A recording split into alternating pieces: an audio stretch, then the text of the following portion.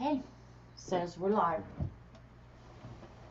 So, I'm believing it. If you're watching on YouTube, scrub forward until something starts happening.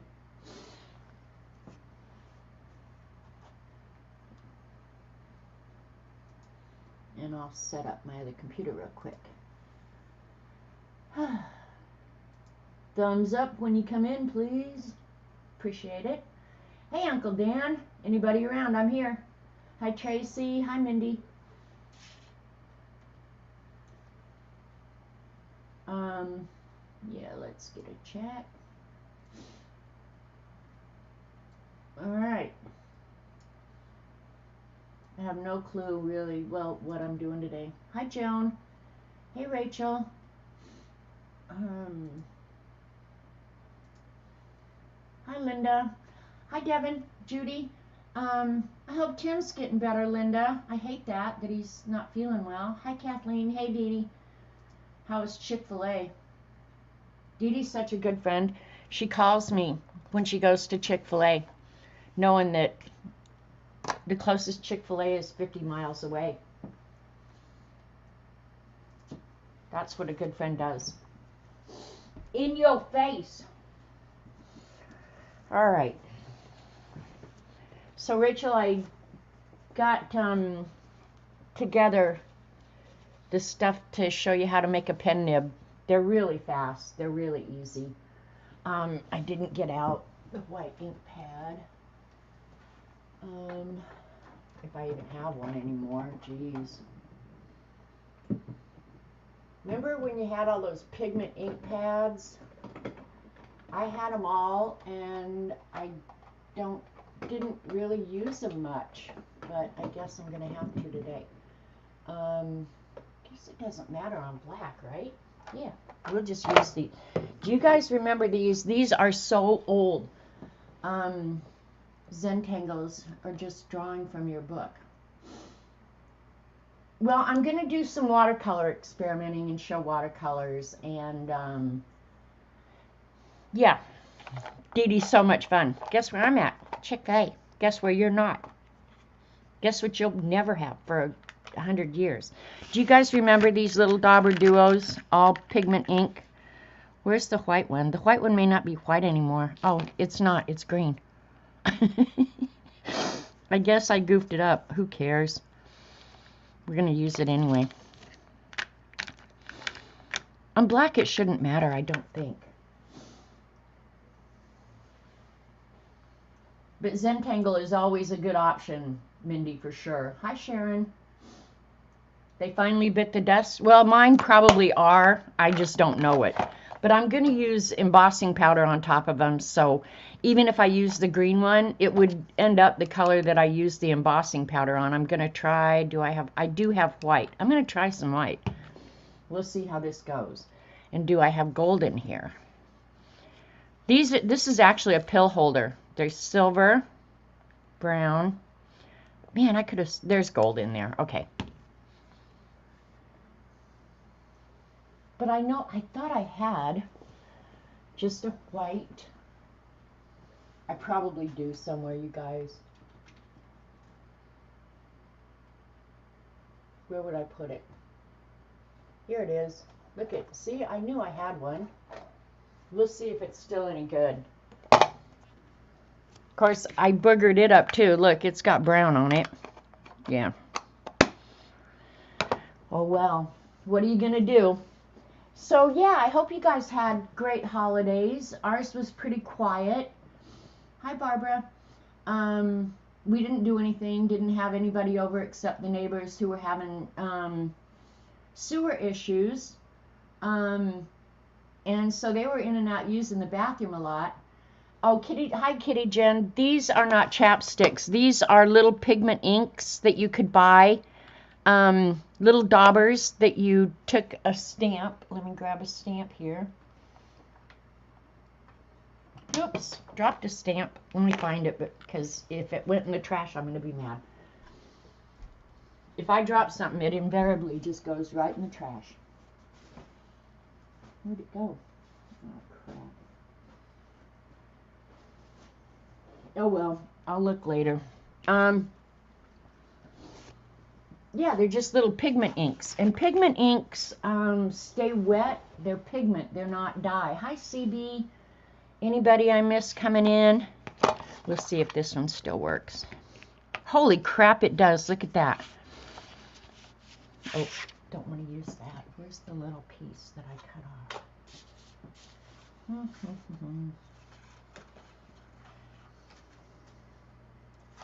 Can't find it. But see, it stays wet for like the longest time. And then you can put embossing powder on it. This is just falling out. And because it stays wet so long, the embossing powder sticks to it.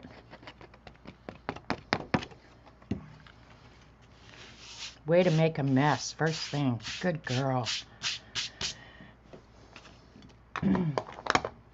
Hit that bad boy with a heat gun and it'll bubble right up. We'll pull you down. It didn't make a great image, but whatever. Whoa! Don't heat up the wallpaper. That's a good thing to know.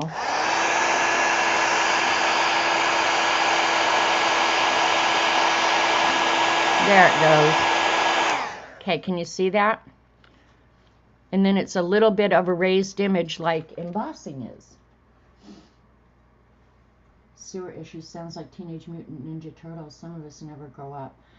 Ugh, God, it's just been crazy. But anyway, yeah, so that's what pigment ink is. And these were little pigment inkers that they sold. They were pretty inexpensive if I remember right. So you could gather up a bunch of colors pretty inexpensively. And I'll leave that stamp out to remind myself to look for the other one that dropped. Because that's how my brain works. And always put the lid back on your embossing powders. Hi, Teresa. Hi, Jilly. Anybody I missed while I was doing that little demo there? Dawn, hi. So Dee Dee this morning showed on her stream this little pen nib holder that actually it was Queen Pam who did the original one, and I saw it.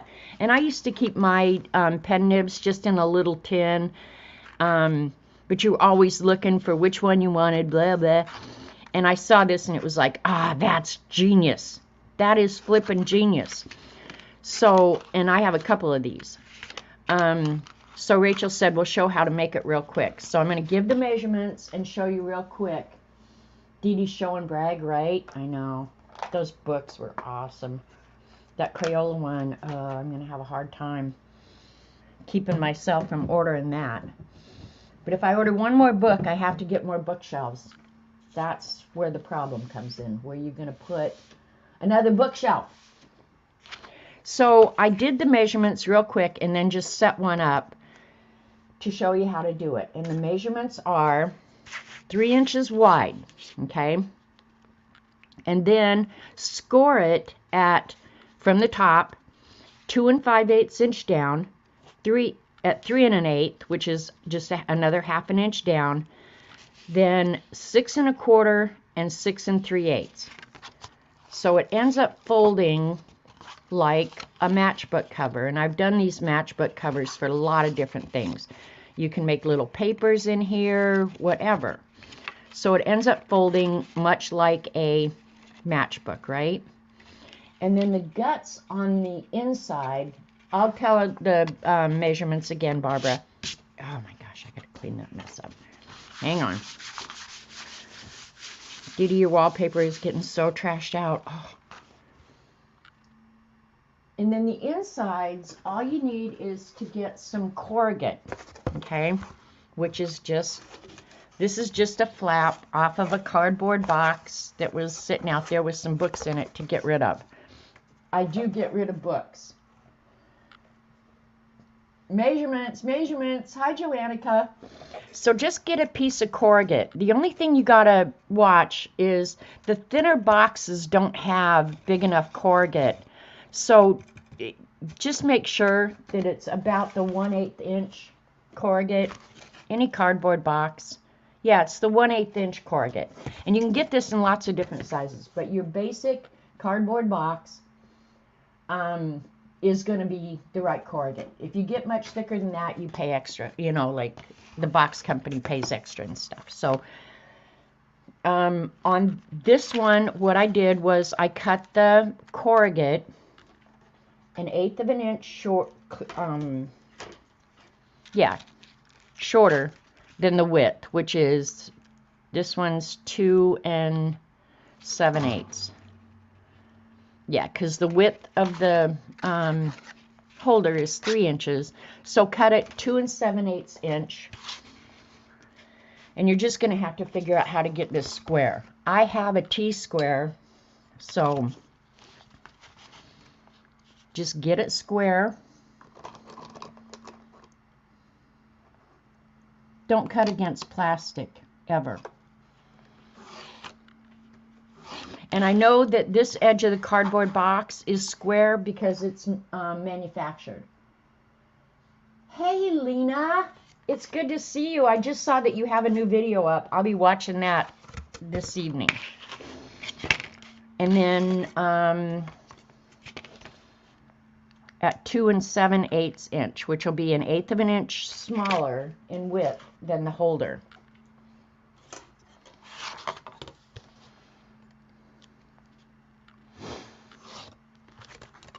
And then the measurements of the inserts, the very first tier, okay, you can make this wider. You could make this as big as you want, really. You could change any of these measurements and make it bigger, smaller, whatever. This just happened to work for me because it's a nice size, it's easy to store, it's easy to handle, so I just did it this size. But you could change any of these measurements and make them bigger. Are we having trolls already? God. Okay, so the first tier, this one is 1 inch. The next one is 1 5/8. And the last one is 2 inches beyond that. So 2 7/8, 5/8. 1 inch, 1 5/8, 4 5/8.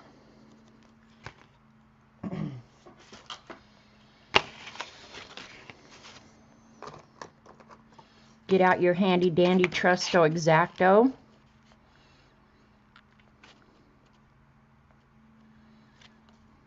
And start chomping.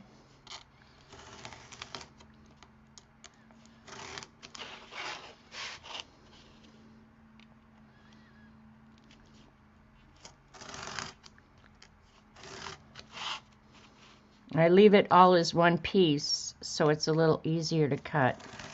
You're not messing with small pieces, right?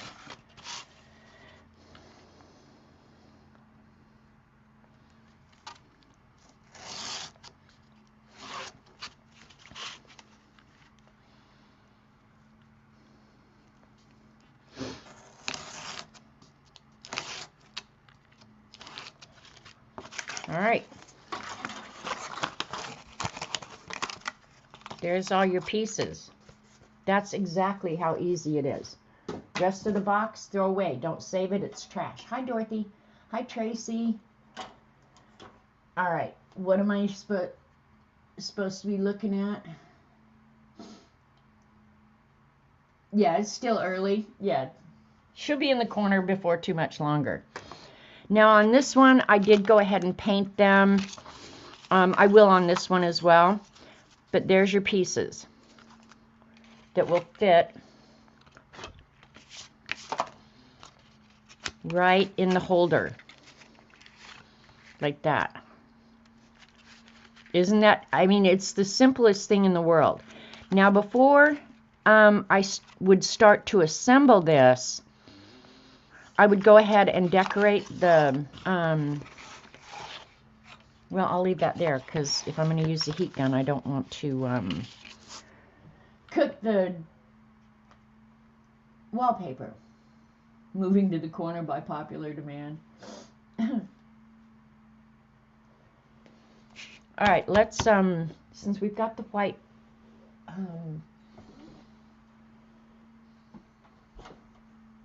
ink pad, we'll just get, and you can decorate it with anything. I'm just going to go ahead and use the 2 stamps that I used on the other one because they seem appropriate, right? Ooh, I hate putting pigment ink on this, but I will wash it.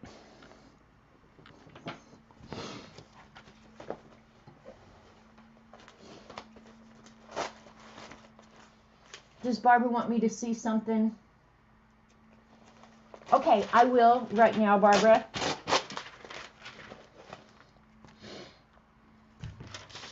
Okay, the measurements for this is 3 inches across.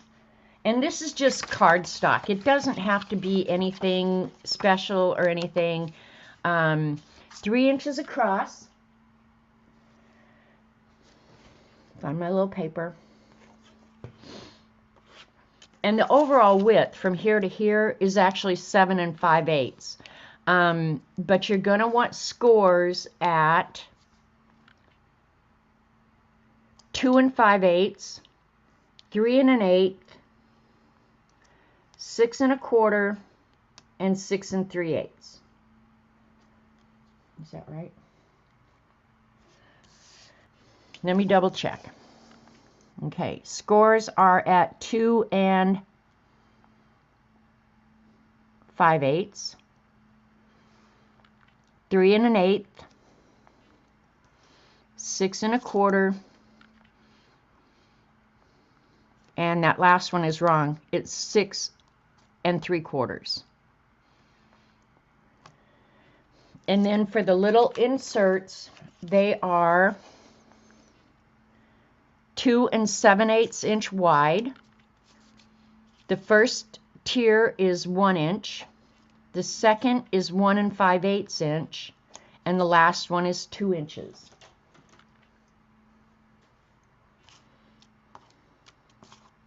Okay, but right now we're going to go ahead and I want the,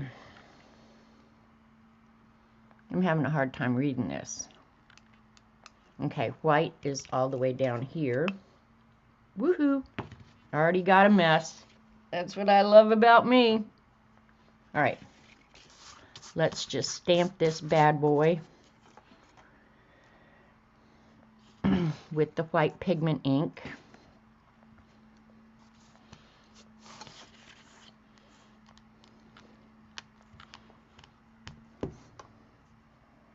All right, it's got to be a little bit wider than that.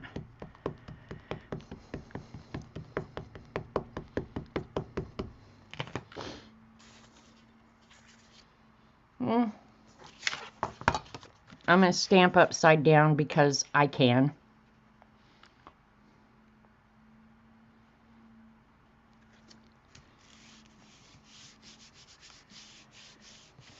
We'll see if this works. If not, I have another one already cut, so what the heck. Okay, yeah, it came out really light. Okay, and I'm going to work fast so I can do this all at once.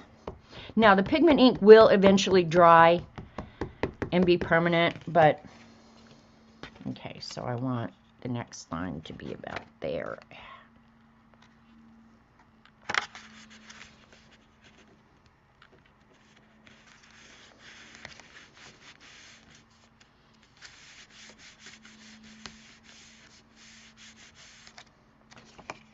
There you go. It's to be washed. Then I don't know if it'll stay wet long enough, but we're going to try and emboss it real quick.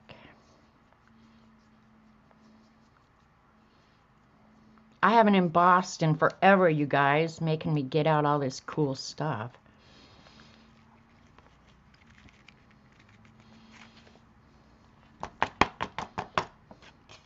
It's going to work really good.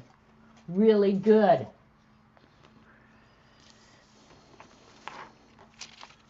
And then if you do it on a separate sheet like this, you can just put that back in your container and reuse it and reuse it and reuse it. The excess, right? And this stuff gets everywhere. It's probably why I don't like to do it. Hey, Angela. You can warp your cutting mat with the heat gun. Can you? Oh, well. All right. So let me heat gun this real quick.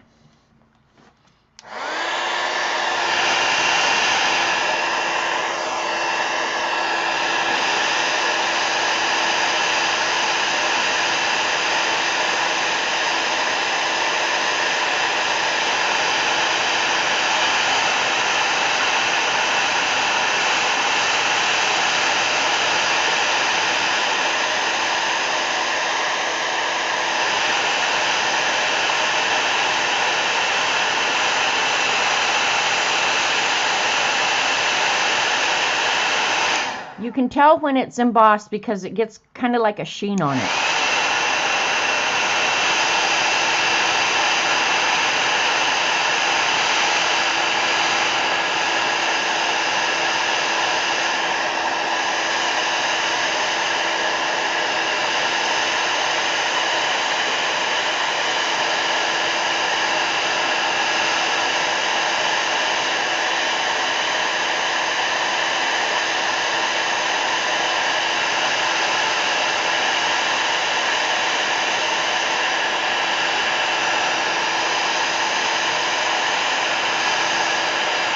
Just a little bit left.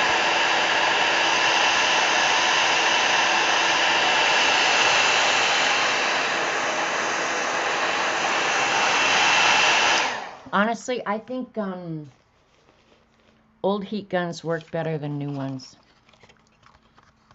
Yep. It's all embossed now.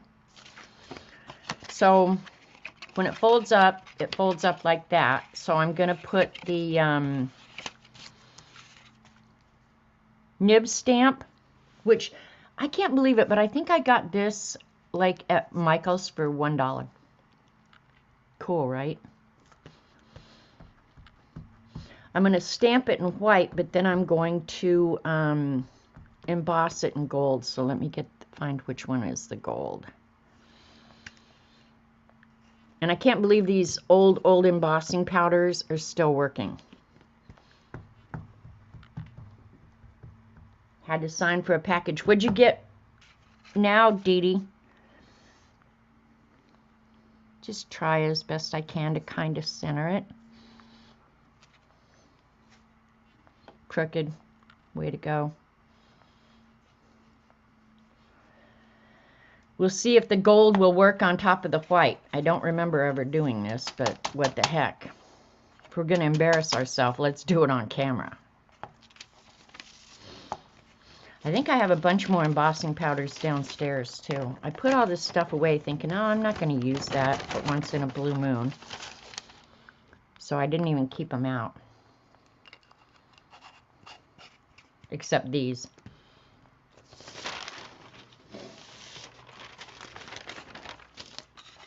Okay, heat gun.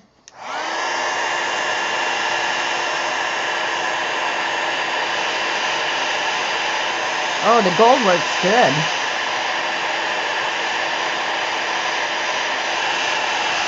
Of course, the heat gun's up to temperature, which makes a big difference.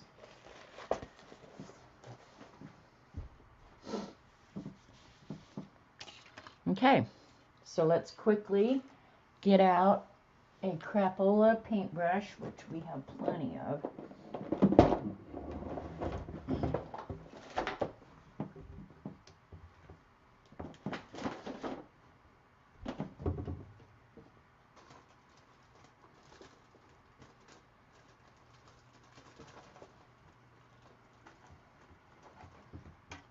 They're just hard to get to.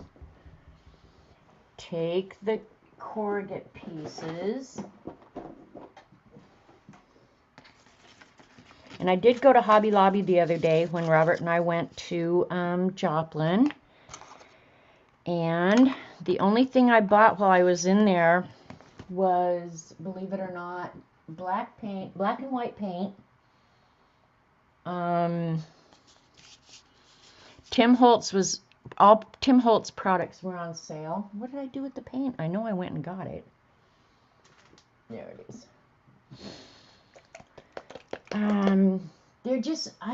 I just didn't, there wasn't anything I really wanted, which was kind of a bummer.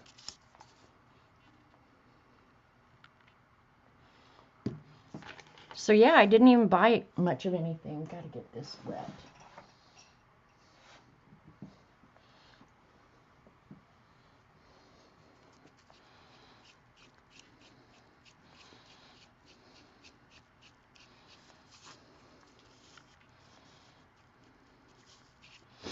But yeah, the Americana paint was on sale, so I got black and white.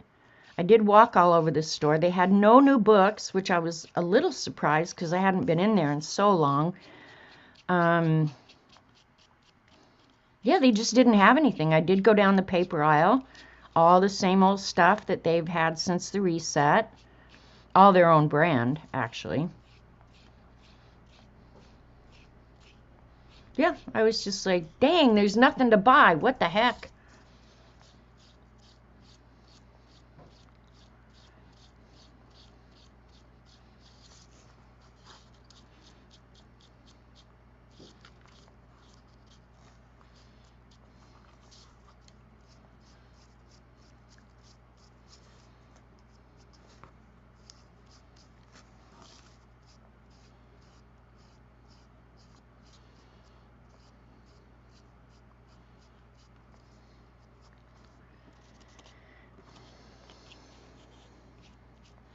And you don't really see these pieces, so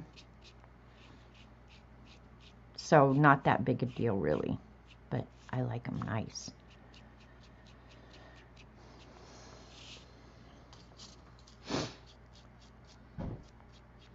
Robert Vaughn's home. He was out working on fences because the emu's been getting out.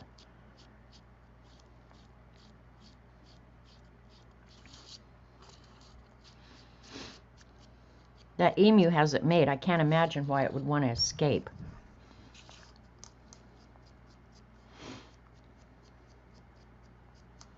Somebody brings your dinner every morning and night. And can't imagine. Emu breakout, right? So let me dry these real quick.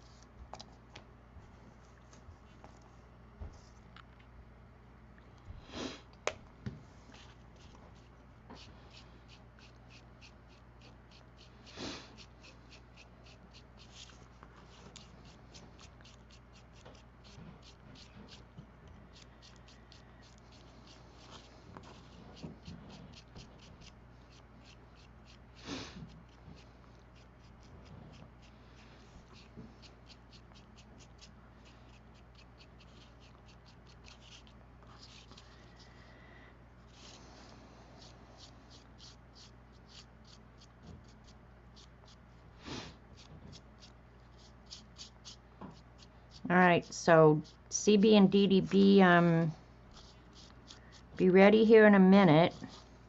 I'm going to make 2 of these. I'm not going to make 2 on stream. This one on stream, and then I'll make another one. One of these is going to Rachel because she's such a pain in the neck, and I love that aspect about her. And the other one we'll give away. How about that? So if you have pen nibs and you want a pen nib holder, enter the giveaway and I'll get it in the mail sometime. I don't know when. Okay? Okay. The emu wants to be free? No, I don't think the emu really wants to be free. He just wants to explore. All right, let me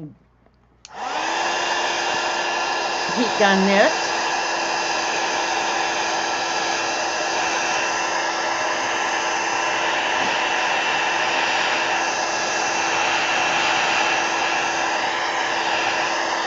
You could have painted this too, well, before it was cut. That might have been smarter, actually.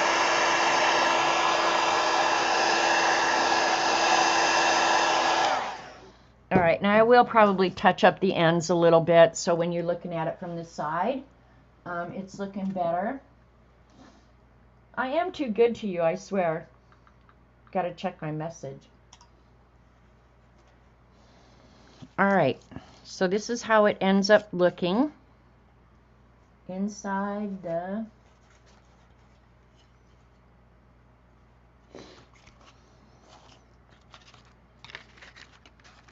that's how this one's going to end up looking. And I will touch that up. So then to assemble it, and mine have held up really good. Now they don't get a lot of use, so it doesn't have to be super duper construction, right? Just take some Aleene's Tacky.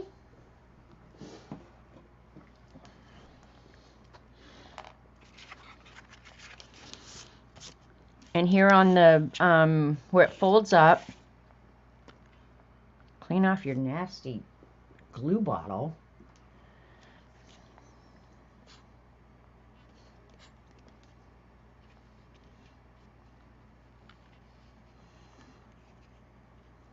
Just put some glue in here.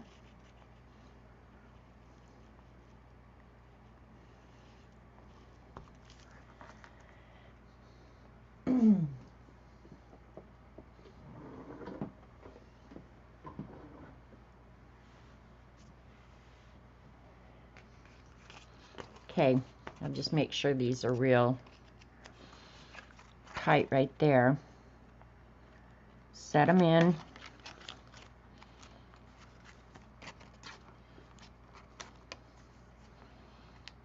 Make sure they're centered while it's still wet.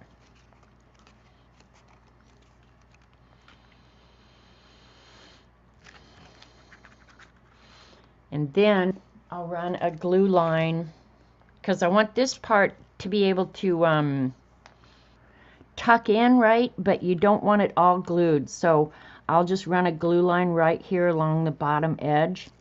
So that will stay tucked up. But you don't want it all glued because you do want it to be able to tuck, right?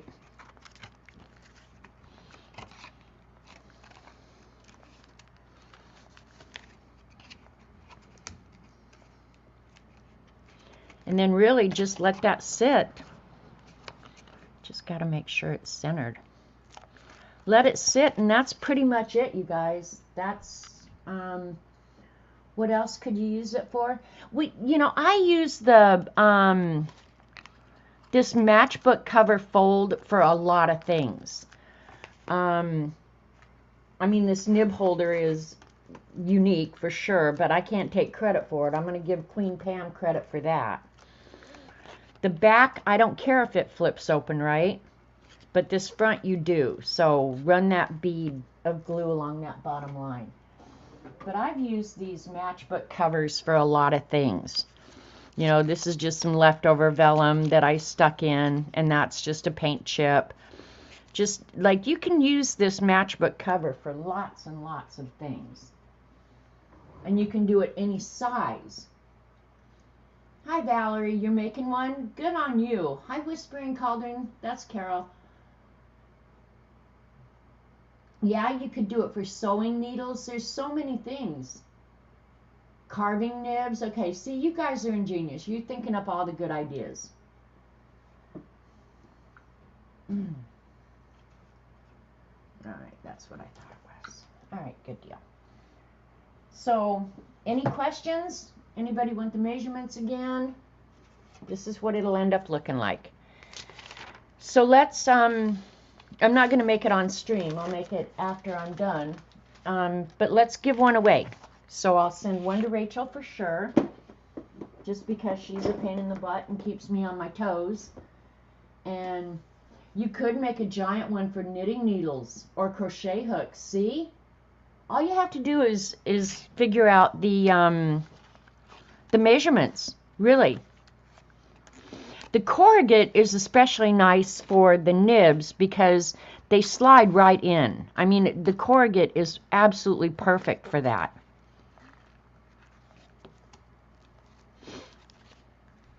But yeah, I mean, geez, you could do it for everything.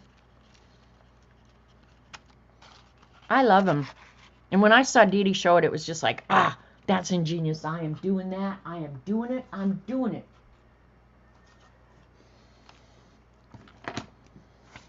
So I'll keep the measurements here for a little while longer if anybody needs it. All right, you guys ready? We're going to do a giveaway. If you want one, enter the giveaway. If you don't care, don't. Doesn't matter to me.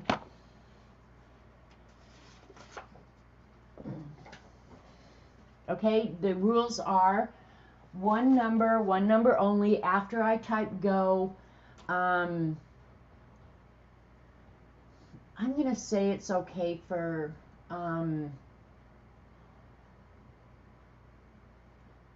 international, okay? But if it goes international, you guys, I think what I'm going to do, and I learned this the other day at the post office. I was yakking at my post office lady, bitching about the post office, if that isn't too funny. For the international one, so that I can mail it without costing $1 million, if I did it already made up, the thickness of this would require that it be a package. So for the internet, if somebody international wins it, what I will do is I will cut all the pieces, I'll decorate it, I'll send it. The thing I won't do, I'll send you all the pieces. All you'll have to do is run that glue mark on the bottom and put it together like that, okay? And that way I can do international, but you'll have to assemble it on your end. Is that okay with you guys? Because it's the only way I can do it without, I mean, I think the minimum on a international package now, you guys, is like $10. The minimum. And I talked to the lady. Right now there's kind of a moratorium. I didn't know this. Maybe some of you did. But over the Christmas season, the post office increased packages, and they called it like a holiday premium or something, but that went out of effect the day after Christmas, but they're going to put it back in, and that's going to be the new postal rate starting, I think, January 8th.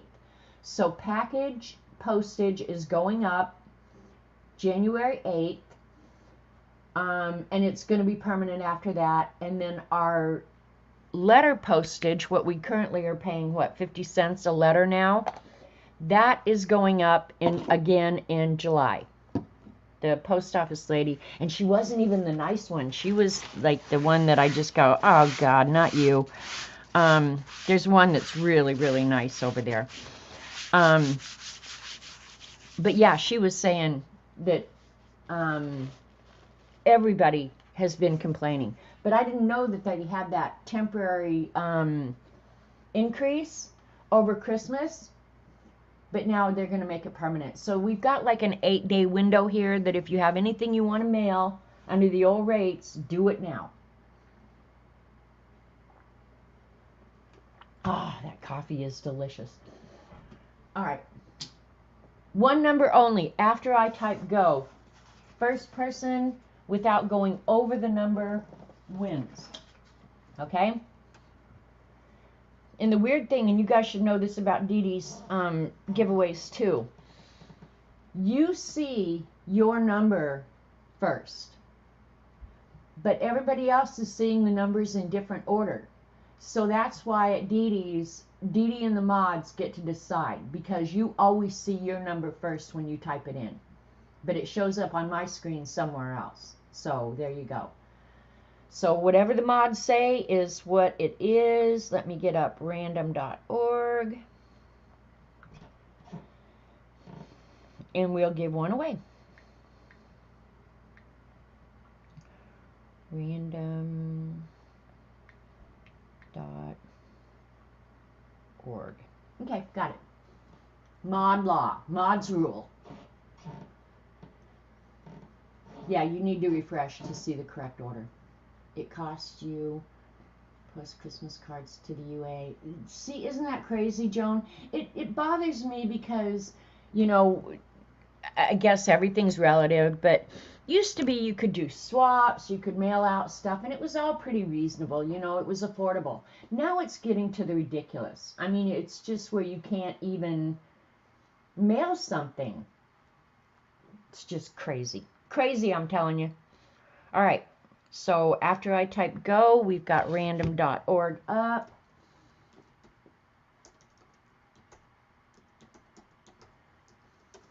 There you go. Get your numbers in. Hi, Peggy. We're doing a giveaway for a nib holder, Peggy, if you want to participate. If you want a nib holder. It's kind of specialized. Maybe everybody doesn't have nibs, but that's what it is.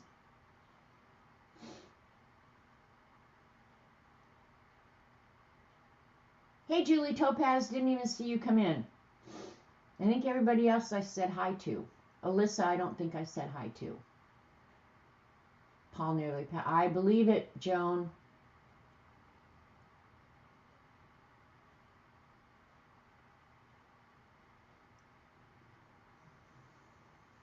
All right. Everybody got their numbers in? Sherry got hers in right at the end. All right. Here we go. Random.org. Can you guys see it? Okay. Number is 69. 69, 69. Go back. It should be easy. Looks like Julie Topaz. Julie Topaz. I think you won, Julie. With 65. Congratulations. All right, Julie. I don't know when I'm getting to the post office, but I will get there before I die.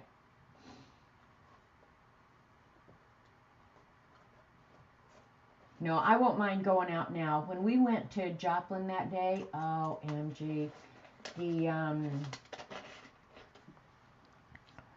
there were so many people out there, you guys. It was so people-y. I just, ugh.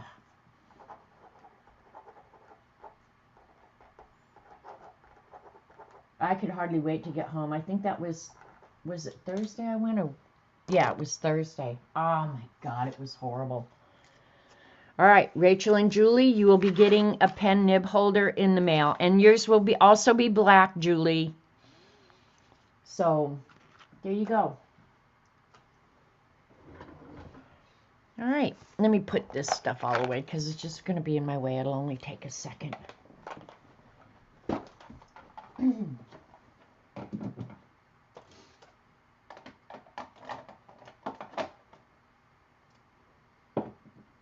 Okay.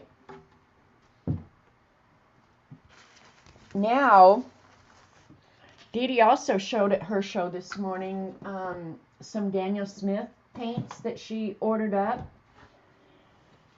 And I'd seen that set before, but when I looked at it to buy, which was probably over a year ago for sure, I had all the colors except one. So I obviously didn't order it. But those were like so pretty colors, really. So I thought, well, I'll just mess with watercolors today because some of you had indicated that you want to get into watercolors more. There is a big learning curve, big learning curve with watercolors, and I always thought I would never ever do it, but I did, and I have to say, just going through the whole process of learning has been really, really fun. something so different than what we normally do, right? You're welcome, Julie and Rachel. So this is my tray of probably my best watercolors. They've got this top section from here up is Daniel Smith. From here down is M. Graham. I've kind of settled as M. Graham as the ones that I'm going to replace because I like them. I'm familiar with their colors.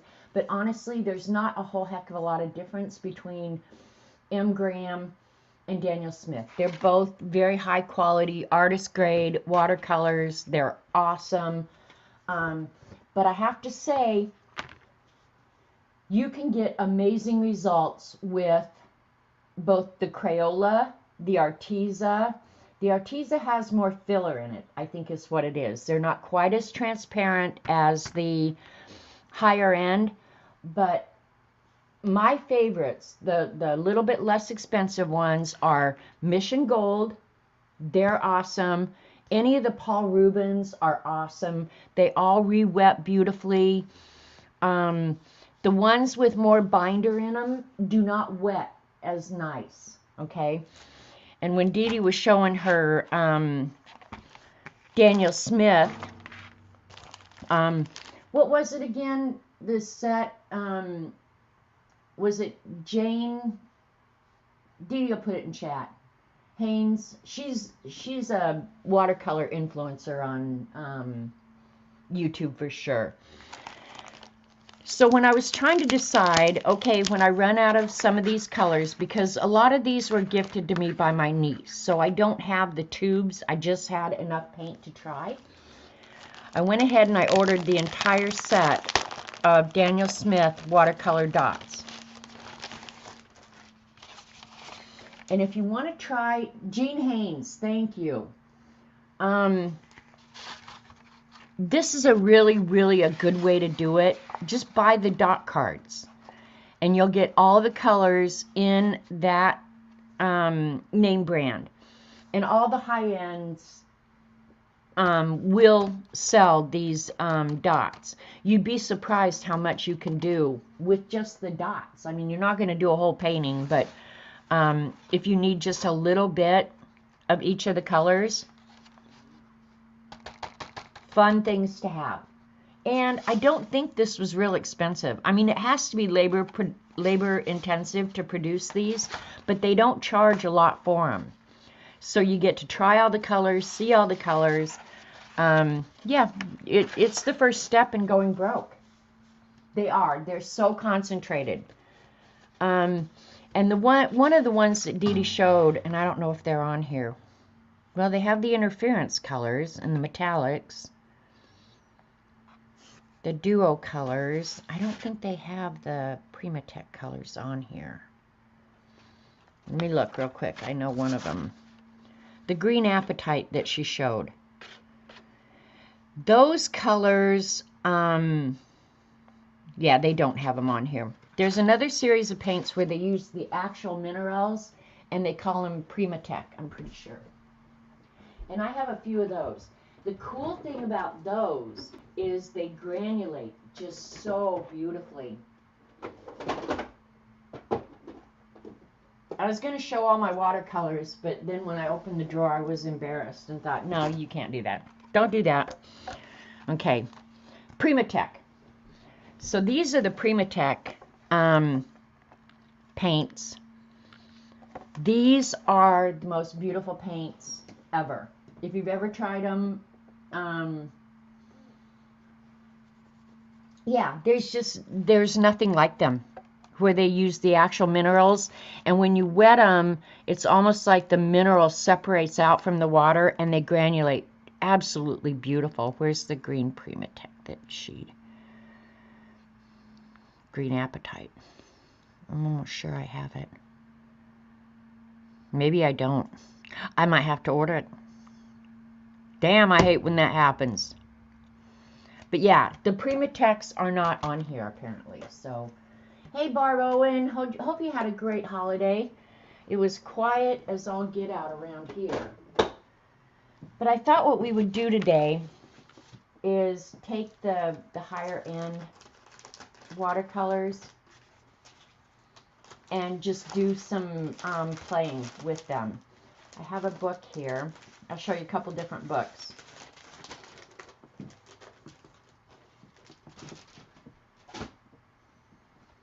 And I got out 3 different kinds of papers so we can do this. I gotta get some water. It's called the Watercolor Workshop. Move the papers first. Right, Janet, right? And it's experiments is what it is. It's not, you're not painting paper or paintings in this book. You're actually just familiarizing yourself with the watercolors themselves. And so it starts with the real basics, you know, the paper, about the paints, about the materials, and then how to start testing your pigments. Like it says right here, some pigments appear extremely close in color, such as Winsor red, carmine, and cadmium red. Pay attention to the subtle differences in hue and controllability when testing them in this section. And that's what you'll find.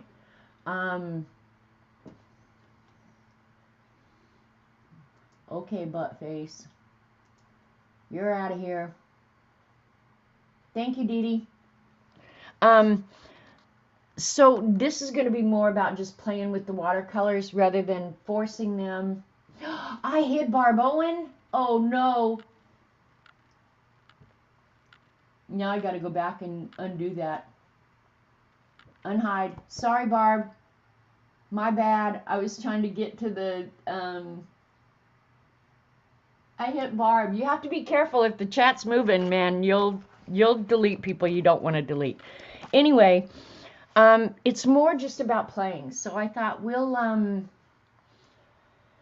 play with the same watercolors, and I'm going to get out some of the less expensive ones and the more expensive ones so we can see how they behave differently on different kinds of paper. Sorry, Barb. Ah, stay in my lane. Okay, Dee Dee, I will be staying in my own lane. I just looked up and saw that thing about learning love online. If I want to do that, I'm going to call a 1-900 number. That's what I'm going to do. I just get right into the dirty stuff. Get in the corner. Poor Barb. You are here, Barb. My bad, my bad. So what I did was I have the Arteza journal, which is inexpensive watercolor paper in a square journal, which I love. Very, very affordable. This is a journal of handmade papers. I don't know where I got this, you guys. Knowing me, I just saw it one day and ordered it. But this is handmade watercolor paper, 100% cotton rag, which is, it'll be good paper, I can promise you. Cotton fiber paper with watercolors is always a good thing. So we're going to do it on that. And then I got out a sheet of arches, which I was going to cut in half. This is too big to move in. So that's what we're going to do. And I'll show you guys what I did with my scavenger hunt book too. Let me cut this paper in half real quick. What did Barb say? Oh, good. I can't stay long, but... Sorry, Barb. Oh, my God. I can't believe you guys pay me to be a mod on other people's channels. I thought I was doing really good at Dee Dee's this morning. I think I put in a link and answered a couple of questions, and I was feeling like, man, I earned my keep today. Woo-hoo-hoo. Yeah, baby. And I did not order anything. When she shows books, I just cringe because I just know if I get through this stream without spending $100, I'm going to be so happy. And so far, I haven't. Praying semi-moist. You know what? I like the praying too, Anne. I like the praying. Praying, the inexpensive ones, especially Crayola. Any Crayola product, you guys, I think you could safely buy. You were on fire this morning. I was, Devin, right? Like, I don't know. I just got out of bed feeling like, whew.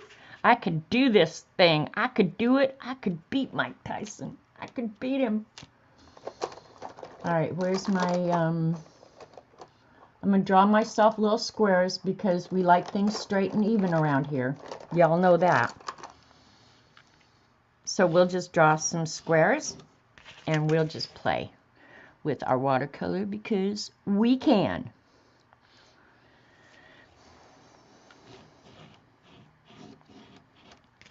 And Rachel, if you don't behave, I'll do to you what I did to Barbara. Any of you. Yeah. You start misbehaving, boom, you're out of here, just like Barb.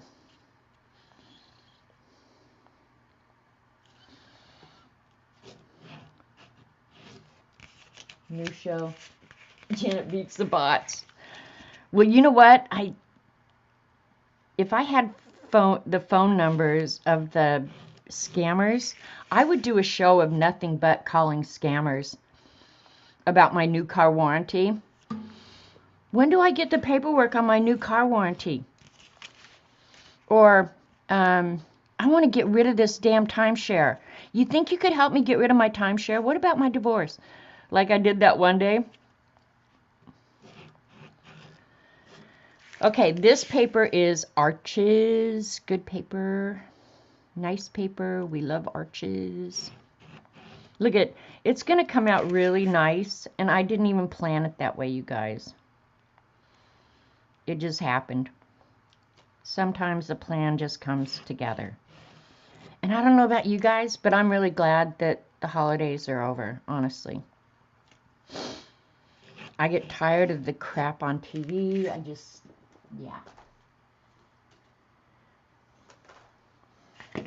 All right.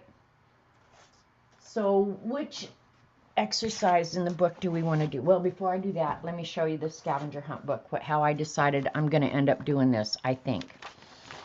Okay, you guys saw me put together the scavenger hunt, and I wasn't sure, and I'm still not sure, how I'm going to bind it, but because I don't like all that junk sticking out the edge of the book when you're done, I thought there's got to be a way to solve that. So it's still going to be chunky, and I know that, and that I'm going to get an alligator mouth, and I'm okay with that. But I went ahead and I just took, I think it was 15 sheets, maybe not 15, of pattern paper, and I'm going to make myself work on top of pattern paper.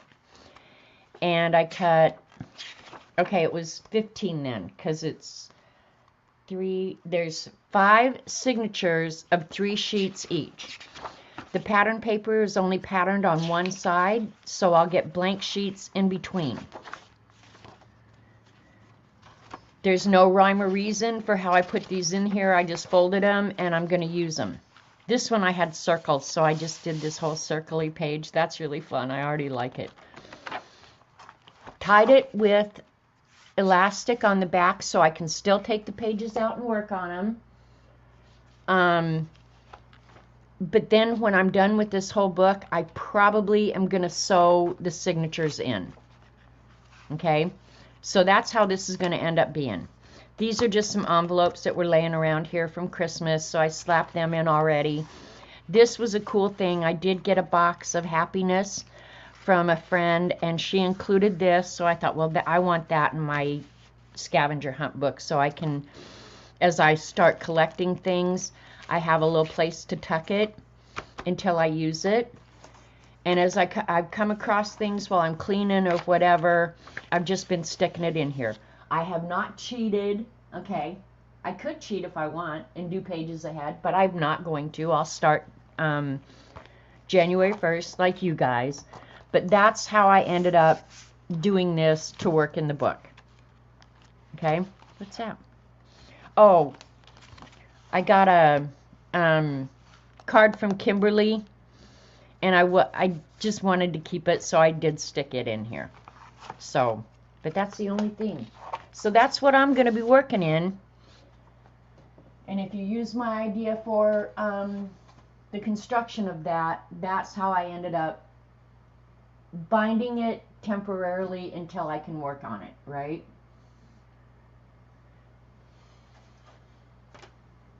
All right, now I have to just come up. We'll start with the very first experiment, I think. I like the ones toward the back. Let's do this one. Okay, so if you're familiar with watercolor, you can do, it is almost not started yet. Well, there are several items that are staples in the scavenger hunt. Staples? Well, Shelley, the pattern paper idea is kind of a double-edged sword. If you don't like going to that white page, you know, that feels overwhelming, then the pattern paper is great. It's a little uneasy for me because then I have to work to make it all matchy, and that to me is a little bit of a problem because it's hard to matchy, right? But yeah, the pattern paper, it gives you a place to use it. So if you're familiar with watercolor, you know there's wet on dry and wet on wet. We'll do wet on dry first because that's where they start. I gotta go get some water. But it says, we'll do 10 experiments using this wet on dry. I'm not gonna do all 10. Using this wet on dry technique, starting with some swatch tests using your green and yellow pigments. Try painting with just water and a single color first. Load your brush with paint and apply it to the paper. Fill in the swatch from one end to the other. So that's what we're going to start with, but I need some water.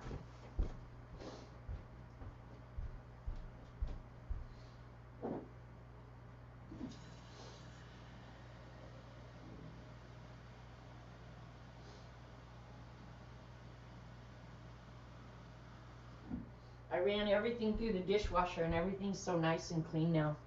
But now we're going to trash it out again, so there you go. And I'll use a smaller brush, right? Right.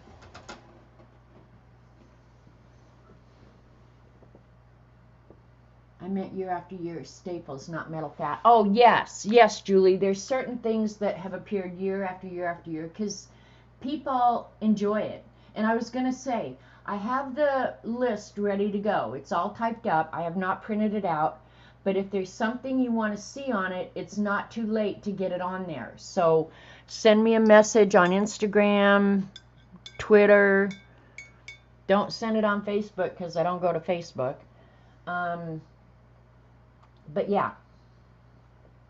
Hey, Judy. Let me draw some boxes on here because when I start doing this, I'm going to go from book to book, and we'll just see how it responds on each of the different papers. I use the same paint, but different papers.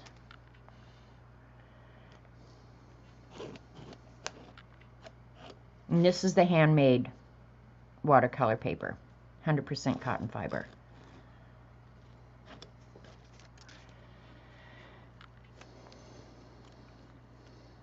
Try and make it a little bit straight.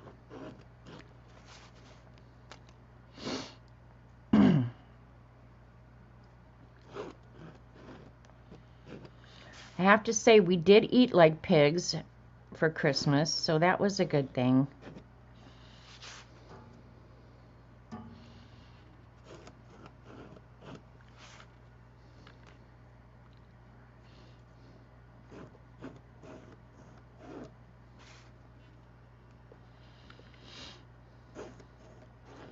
And if you guys want, I will read the list for you. So,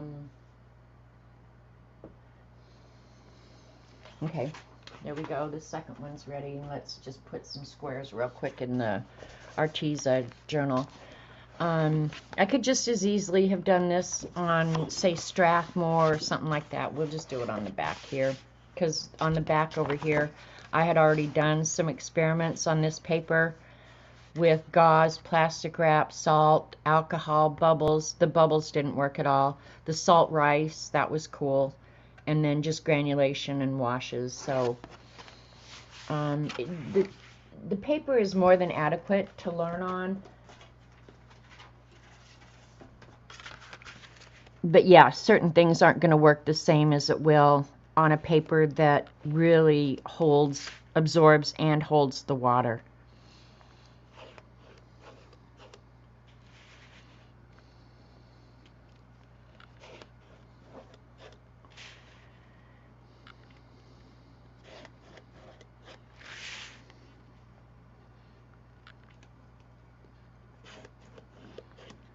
So did you guys get fun stuff for Christmas? Robert and I do not exchange Christmas presents.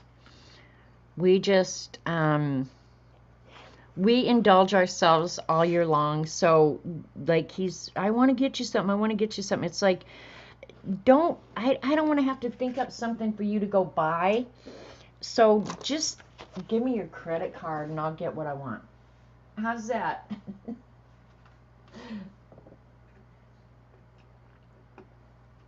All right, here we go. She started out with oxide of chromium. I don't think I have oxide of chromium. Let's see which paint she is actually using in this book. I don't remember which she said she was using.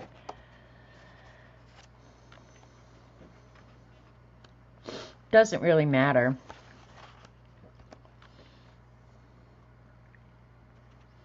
Does she even say? All right, she doesn't say that I can find quickly, so we will use the Daniel Smith.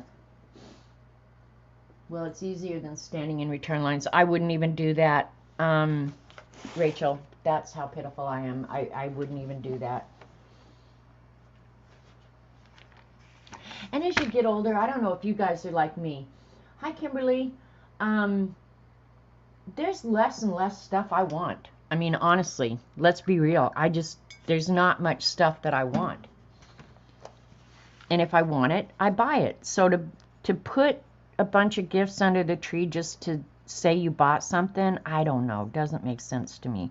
I don't want anybody else picking out books for me. Yeah, I'm your basic pain in the ass that way. Okay, if you're new to watercolor, let me get out a plate if I can without breaking my arm.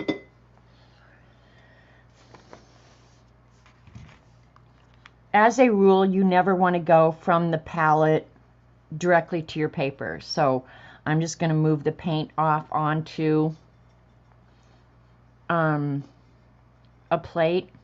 And that way I should have the same amount of pigment in each of the samples that I'm going to do, so you can kind of see, you know, and judge equally, right? Everything should be the same. So with wet on dry, obviously you take the wet watercolor. Let me see. That's pretty dark. I'm going to lighten it up a little bit.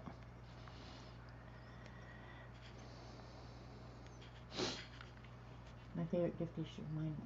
Miss Marion brought me a poached egg on an English muffin served to me in bed. Oh, Rachel, see, now it truly is the little things in life. You ordered your gift, oh hoo-hoos, and told hubby not to get me anything else. See, that's what I think. It's just like, you got me something, you just don't know it.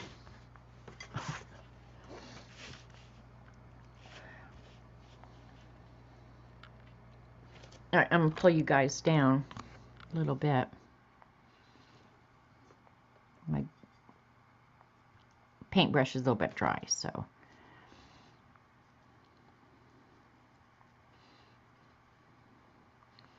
So we're going to use that much paint.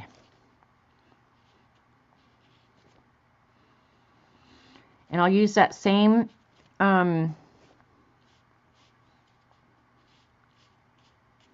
paint, and the one next to it will do wet on dry. Oops, I added more paint. Oh well.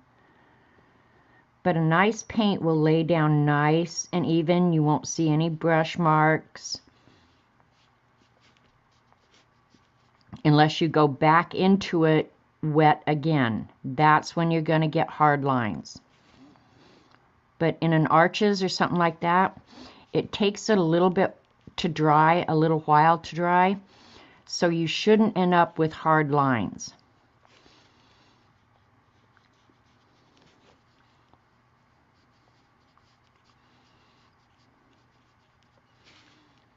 Now, when I do this same thing on the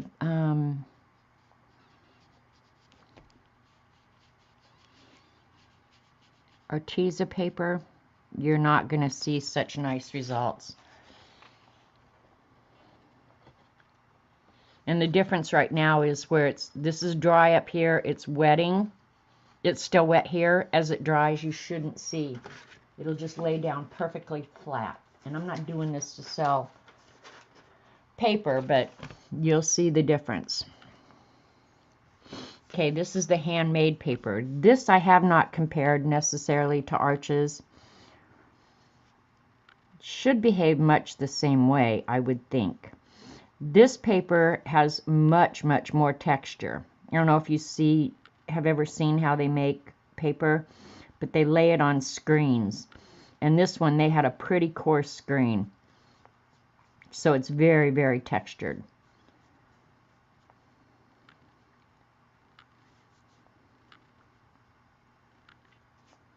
But it's laying down nice and flat.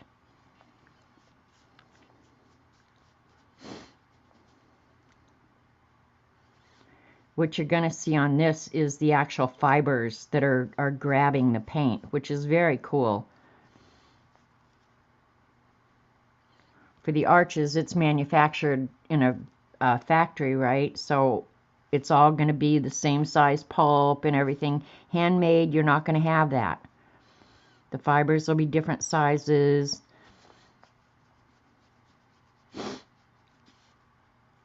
Oh, I like this paper. This is the first time I've ever used this paper, because when I was cleaning up around here, I found this journal. I had forgotten I had it. That's what happens to hoarders, you guys. Oh, I wish I'd found that size 2 jumper when the baby was little. Right? Jesus.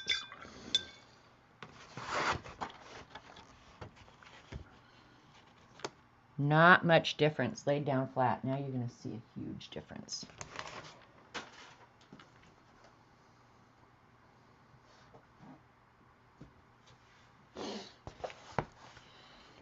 That's how it starts, Devin, is you start carrying things around the house. I've quit doing that. I just bought 2 of everything. Now I just have an entire setup in the living room where I watch TV. Yeah,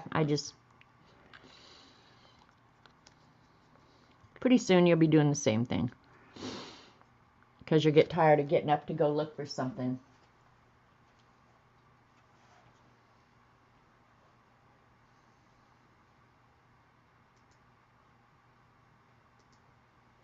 Got him, I think. Getting a lot of butts today. There goes the book. All right, I'm going to try and work a little bit faster.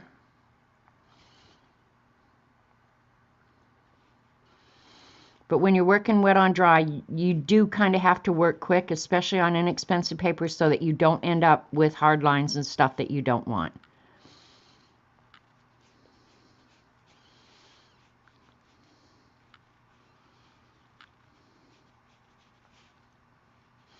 I guess, well, bots are going to be busy anytime. I don't know why YouTube can't do something about it. That's baloney, honestly.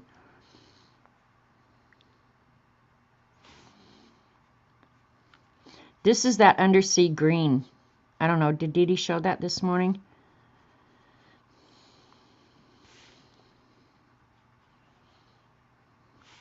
It's beautiful, beautiful green, I have to say that. Yeah, see, you can't just get as nice and even wash. Hi, Kathy Arbor. I'm just playing with watercolors today. Don't judge. Don't have any of us open to supply and just lovingly pet it. I look at it, sniff. Exactly. This is a Daniel Smith color, Sherry or Shelly. It is.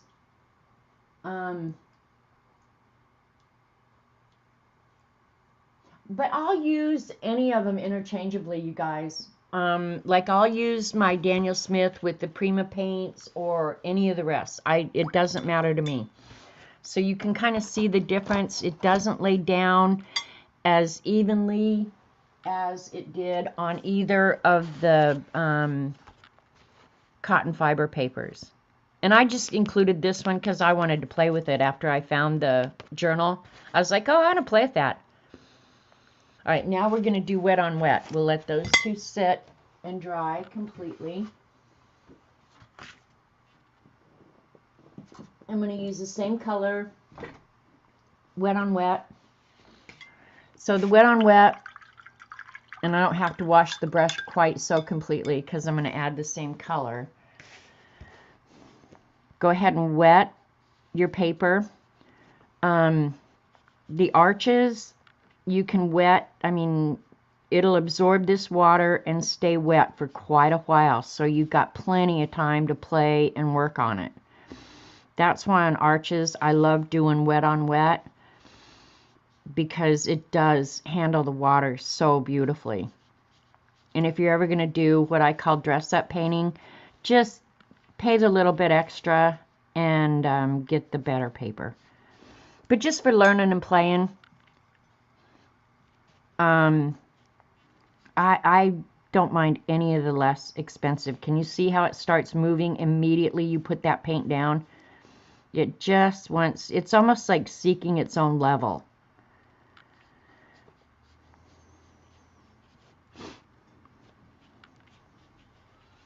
You don't have to be near as careful because it pretty much does its own thing, does exactly what it wants to do.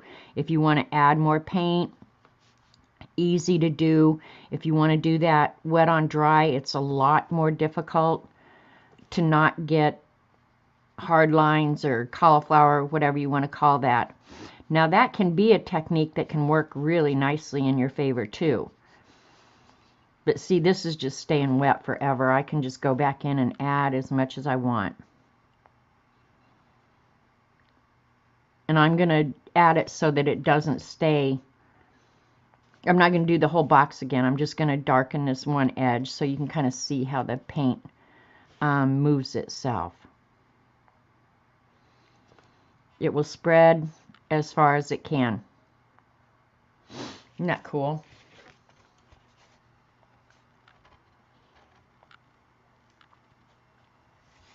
I am definitely a fan of wet on wet. It ferns. Yeah, that's a good way to put it, Tracy. It ferns out. Okay, I'm going to need some more of this green too.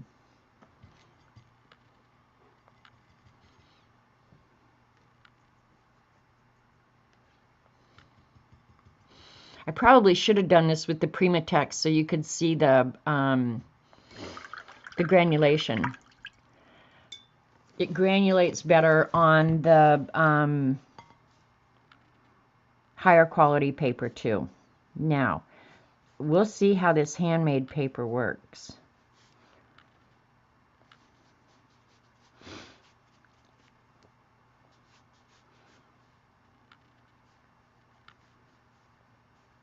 Watercolors are really fun. I really never in my life anticipated, and Elaine used to say this, she liked watercolors. And I was like, nah, I've got plenty to do. I don't need to be messing with stuff like that, blah, blah, blah.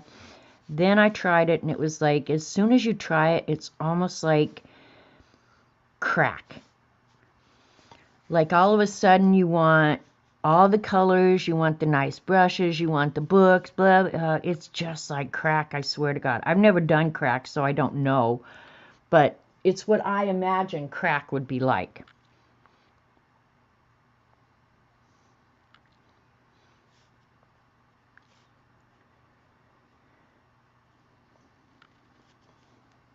I hope all of you in chat can say that you don't know what crack is like either.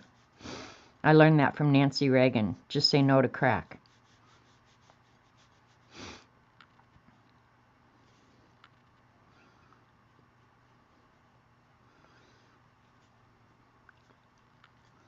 Okay.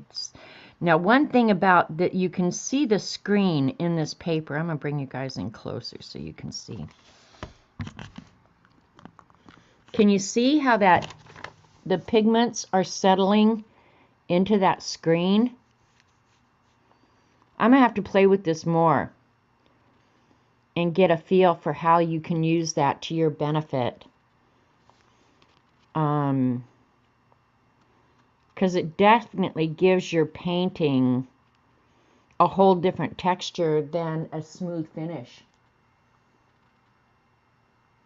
It's art crack. It is. And I've got enough water on this that if I wanted right now, I can just maneuver the paper to move the pigment where I want. And I've actually seen other artists do that. But can you see the fibers in that? I like that. And you're only going to get that with handmade papers, you guys. The paper manufacturers probably do have some more coarse screens. But I think this behavior is going to be pretty much specific to the handmade papers. Okay, now you're going to see something, and try and dry things level. If they're not level, you're going to get puddles of color. So keep that in mind. I'll move you guys out a little bit. I'll try and keep you close in so you can still see, but this was just a mess from before. We're going to just ignore that because this is just experiment. All right, this is wet on the Arteza inexpensive paper. I really like that handmade paper, how that looked. I really, really like that. It's almost like if I'm going to use that journal, I should do it for everything vintage. And this, you're going to have to work fast and get your paper really, really saturated because this cellulose paper will dry so fast.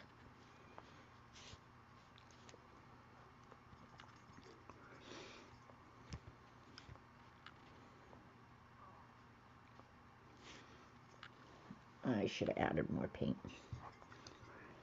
My bad.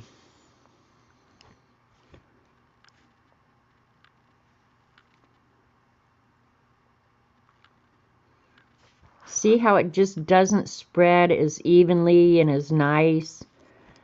Because it absorbed the water at different rates. It's just the nature of the beast. But it's still wet enough.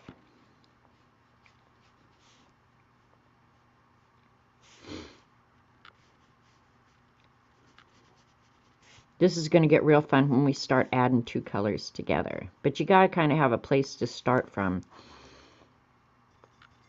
All right, now we'll add some back over here like we did. And see how well it's going to move it. I don't think it's going to move it well at all.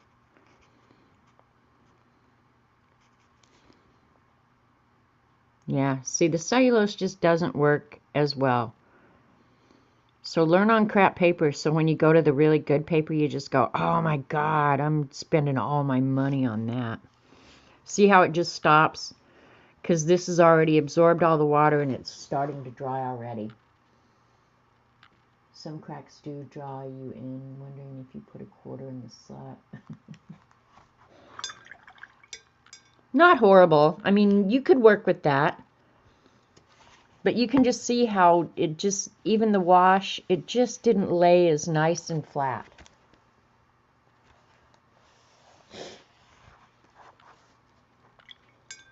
Okay, we'll let that dry.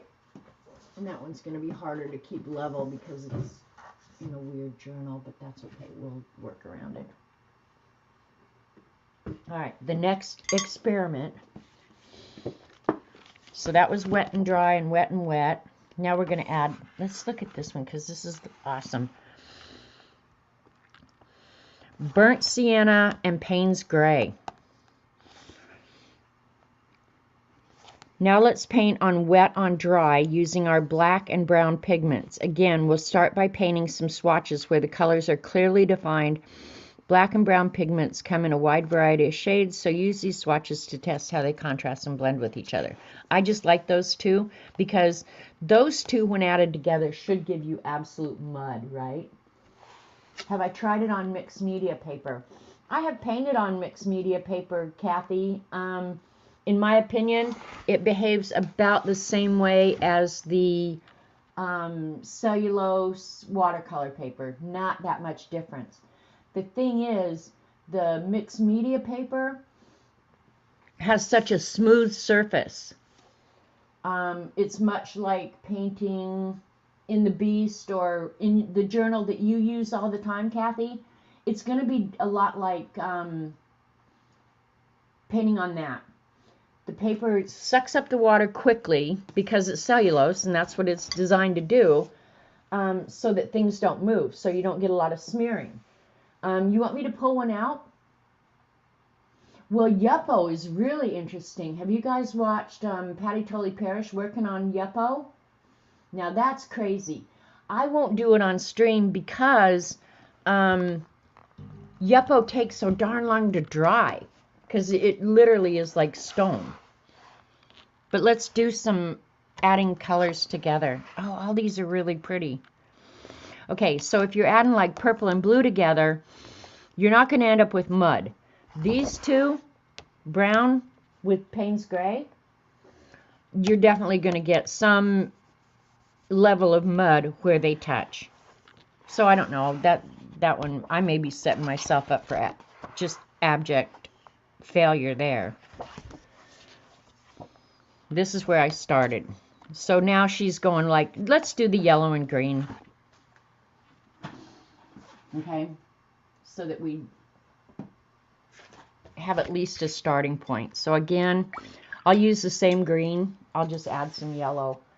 You want to do the Azo yellow that Dee Dee showed this morning, since some of you probably got on and ordered those paints immediately. These wet so beautifully, you guys. That's the one thing when you try a artist grade product. When it comes to wetting and stuff like that, it's just so amazing. So different. What book am I using? This is, I bought it years ago, right when I started watercolor. The Watercolor Workshop. And you're not really painting pictures, it's more experimenting. And I think it kind of gets you over that fear of not knowing what to expect, right? Yeah, Watercolor Workshop. I had a ton of fun with this book, and I think I did a couple of the exercises in it. But who wrote this? Let's see. Sasha Prude. But yeah, it's just really, I think, getting you out of your discomfort zone of not knowing where to start. So that's why I thought, well, I'll do that. All right, so she started with just a yellow block. I did the green, so we're not going to do that. We're going to go ahead and do, I'll start with the green and move into yellow. I'll get some more green out just so I have. And this green that I'm using, actually, when you look at the plate that I'm using it on, can you see how the yellow and the green almost separate out? So this green is probably good because it's already got so much yellow in it. So the transition should be pretty easy.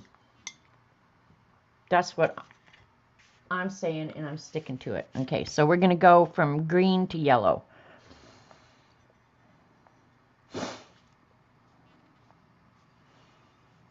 And I'll try and start about halfway.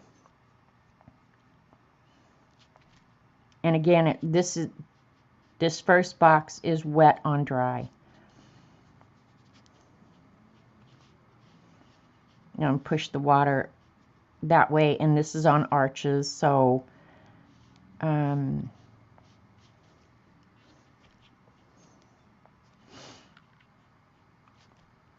water will move really nicely. It should. Okay, and that's a pretty smooth. Now I'm going to wash my brush completely and pick up some of the yellow. I don't want it strong, strong, strong. But it's going to work well because the edge of that green was still wet, so I should be able to transition really, really beautifully. And at this point where I want the green to kind of stop moving, I'll clean my brush and get some new paint.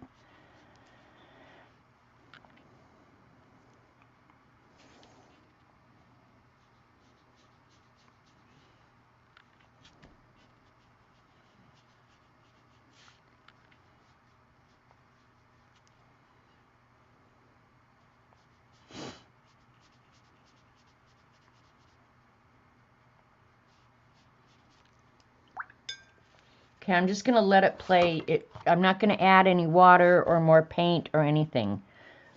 But if I wanted to, I could probably transition that out completely where you didn't even see any lines at all. Even on wet on dry on Arches paper, you're going to see a huge difference.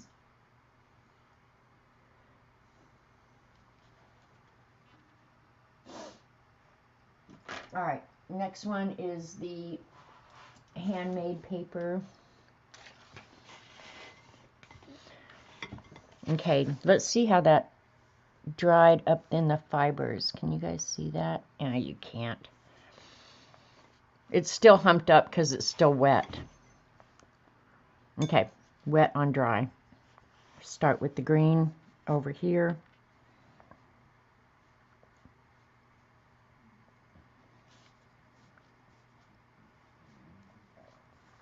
Now this is, the water sits on top of this a little bit longer than the arches.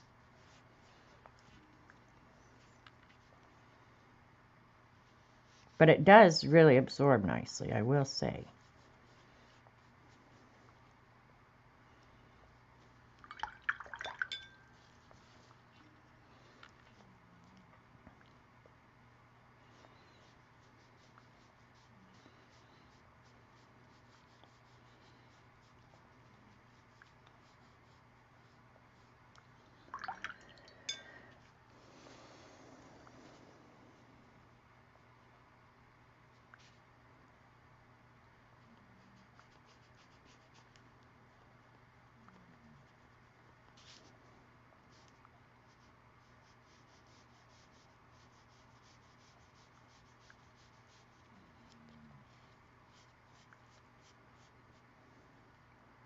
Geez, that transition nicer than the arches even.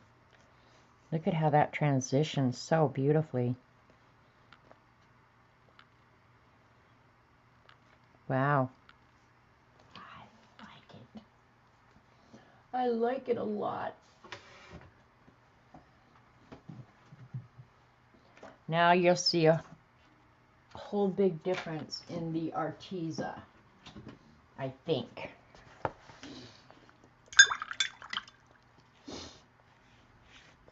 Start with the green, wet on dry. This one's going to be a little bit harder to transition for real.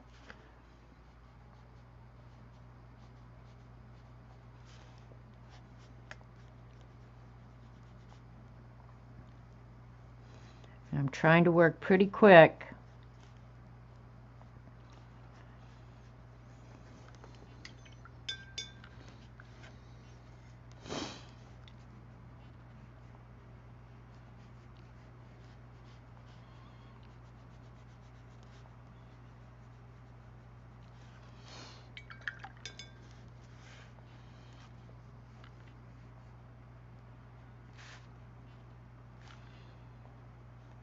Probably better than I expected even, but it's just going to be different and you'll notice it. I'll show it to you here in just a sec.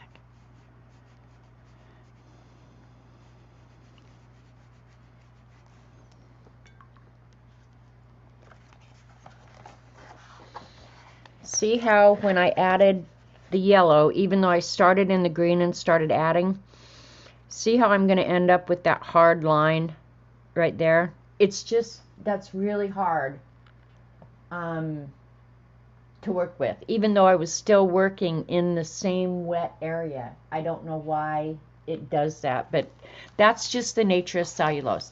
But the thing is, and I've learned this over a long period of time having done it,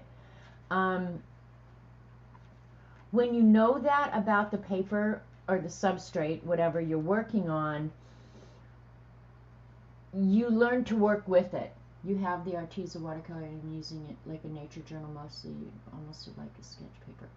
It is almost like a sketch paper. I mean, it has more texture than a sketch paper. But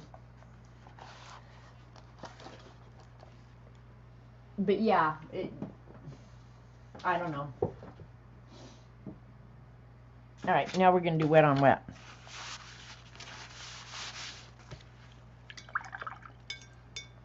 Because I'm using the same colors, I don't care if my paintbrush is completely clean.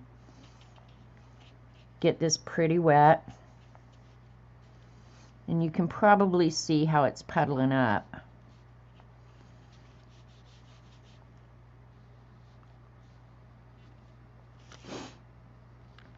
I don't know if this is fun for you guys, but it's fun for me. That's pretty much all that matters.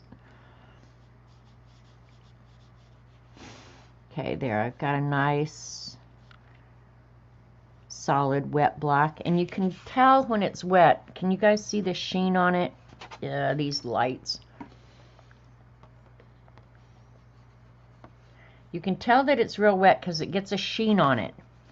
And as soon as it starts drying, that sheen goes away. But on cotton fiber paper, you can just keep adding more. This should behave way different. Way, way, way different.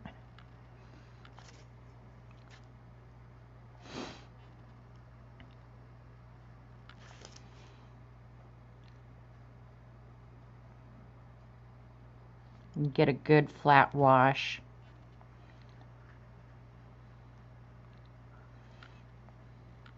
Going outside the lines here. You don't know how that makes me just a little bit unhappy. Let me get some more green. I want it a little bit darker. You can see the sheen? Okay, good.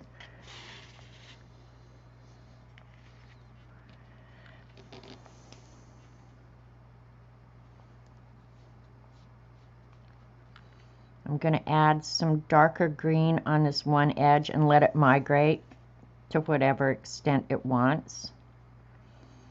And while this is all still real wet over here, I'll go ahead and add the yellow. Just like I did over here, I started working in the green and working out.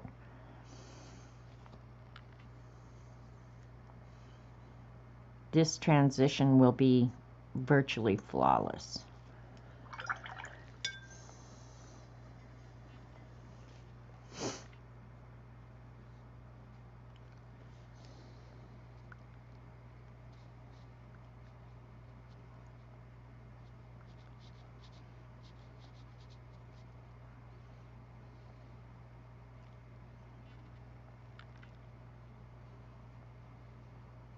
Because I'm pushing the yellow into that green.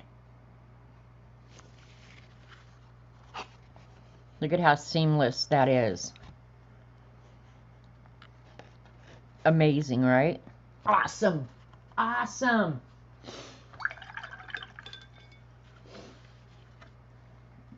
Hi, Dorothy. All right. We'll let that sit and dry for a little while, and we'll try it on the Handmade. I can hardly wait to see what grain comes up on this. That's another thing with this Handmade paper. I don't know that the screening is going to be the same throughout the whole sheet, right? So it could end up being really different even on the same painting.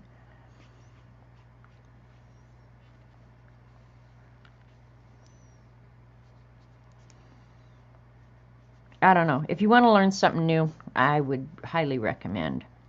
getting some fun watercolors. I think I was a little bit intimidated. Well, I think I still am a little intimidated by it. But I have to say it's so much fun. And you can do it either as loose or as rigid as you want. Just looking at my work compared to other people's, obviously I'm far more rigid than most watercolor papers. I like the crisp edges. I like stuff like that. But you can do that in watercolor just like you do with anything else. But I am a little bit that way, and I recognize it, and that's fine. But yeah, I don't do the real loose, flowy kind of watercolors like a lot of people. And you can see it when you look at my work compared to other people's watercolors. It's just whatever you like. But it's not like you can't control it. You know, you can pretty much control it however you want. Okay, get the green out. And pick up some yellow and get rid of the big old hair on there. I did the azo yellow, didn't I?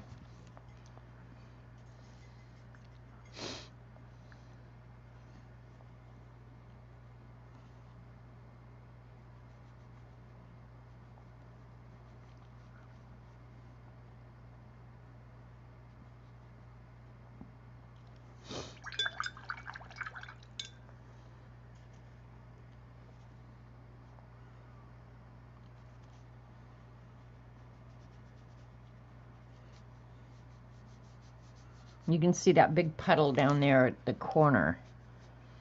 That's just the way the paper is warping. Can't do anything about that really. But see again, look at how seamless that is. Or maybe you can't see it on camera as well as I can see it. Because right now when I look at it, it's just like, God, that yellow stops right there. But it doesn't in real life. Like the green and the yellow has mixed perfectly in there. I think you'll be able to see it better when it dries.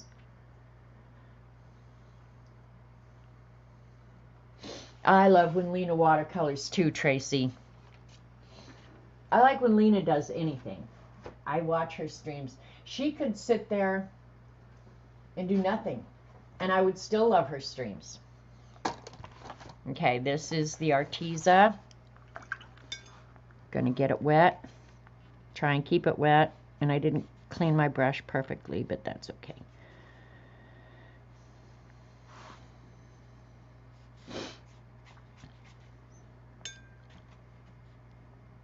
And I'm really trying to load this up with water, you guys. You can't work fast enough on this.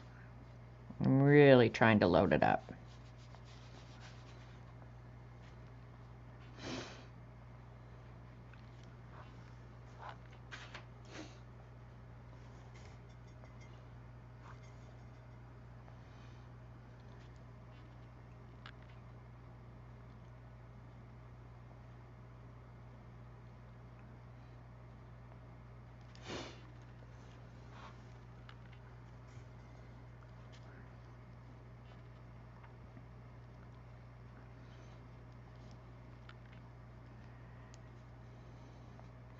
I never, we're coming up on the New Year's Eve streamathon, and I don't care.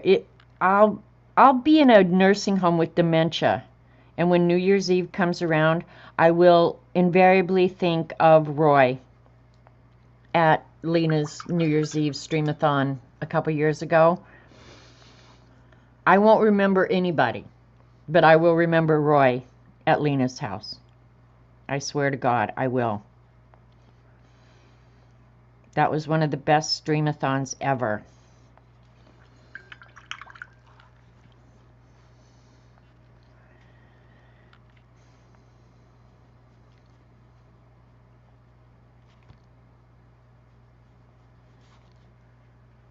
Another difficulty with this paper is it starts warping so easily. So this, you almost have to manipulate the book. Where with the arches and the other, you don't. Not horrible. But yeah, you can definitely see as far as it migrated. That's it. That's as far as it's going. I painted you a monkey for you. I did catch that one, Lena. What the hell? I need to go check. See, that makes me mad at YouTube because I depend on YouTube notifying me. It was festive and messy. Oh my God, I have so much fun ahead of me. Okay. So it's not, you know, the wet on wet here is not horrible, but it definitely didn't transition as nice as that. See how that's just seamless? And I knew it would get better as it dried. That is absolutely seamless transition from one color to another. On the wet on wet. On the wet on dry, not so much. Because it's just hard. Because the paper just sucks up that pigment immediately. And on this one, it actually behaved a little bit differently too, but it's still very nice. See how that is just, it's so seamless. That's what you want, I think. Like, I know what I'm talking about. But that one's not horrible. I could work with that. And if I sat here and dinked with it, which I'm not going to do, I could actually probably get that far more seamless than that. I'm just letting it do whatever it does. All right. And we're going to look at the book next because we did the 3 of those.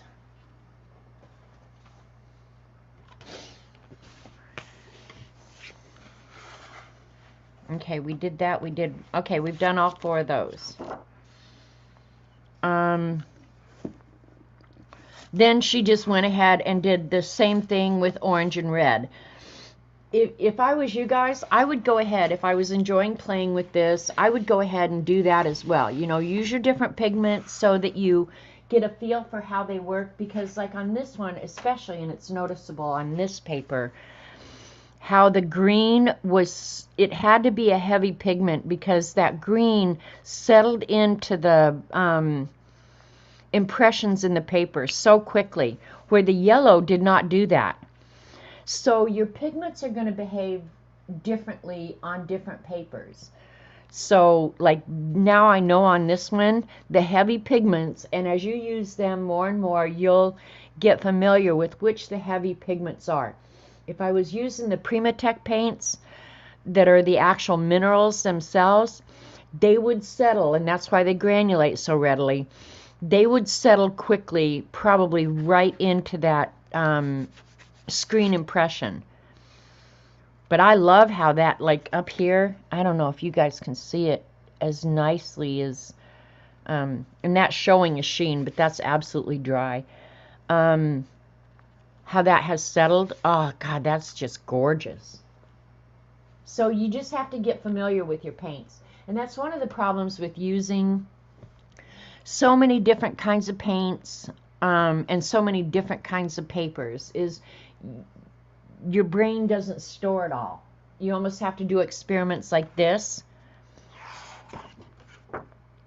And that one, you know, what I just showed you was doing the transition. Like this one, she's obviously just randomly putting the colors down.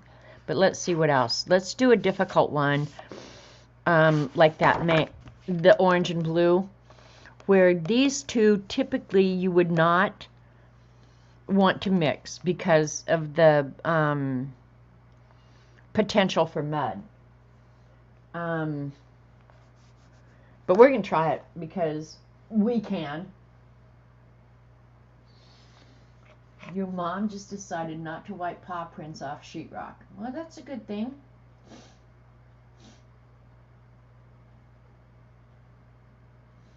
I'm reading chat real quick. Yeah, I want to do that orange to blue transition. It's gonna be tricky. It's not gonna be as simple as the yellow to green that I just did for sure. But let's do it. Why not? I'll get another plate out so I don't have to go clean this one off. I'm gonna have a lot of dishes to do when I'm done here.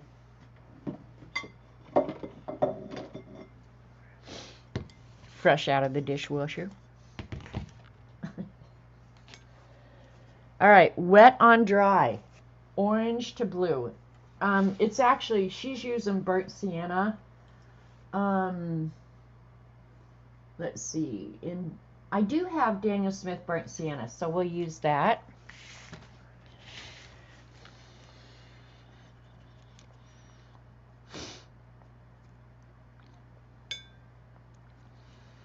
Because the burnt sienna in the Daniel Smith and the burnt sienna in the M. Grams, I mean, they're close in color, but they're very different colors.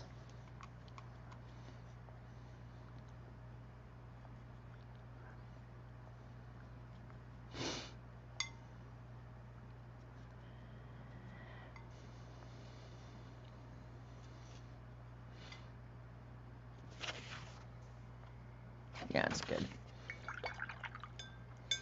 And then Payne's Gray. And I only have, like in the Daniel Smith, the closest I would have to Payne's Gray would be that Moon Glow that Dee Dee showed this morning.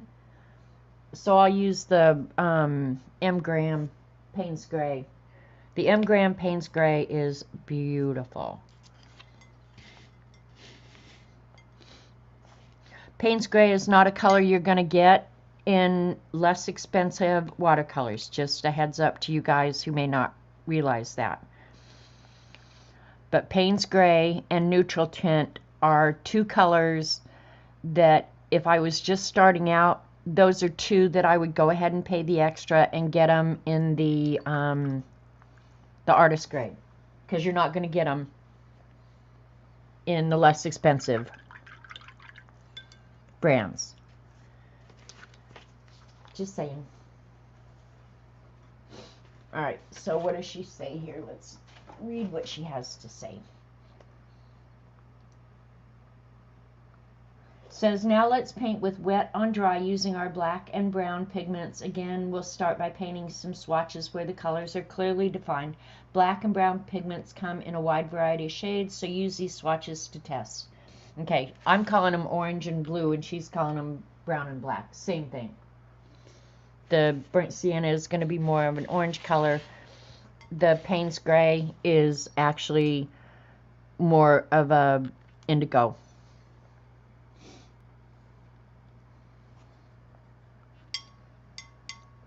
Okay, so wet on dry first, and I'm just going to mix them on the paper.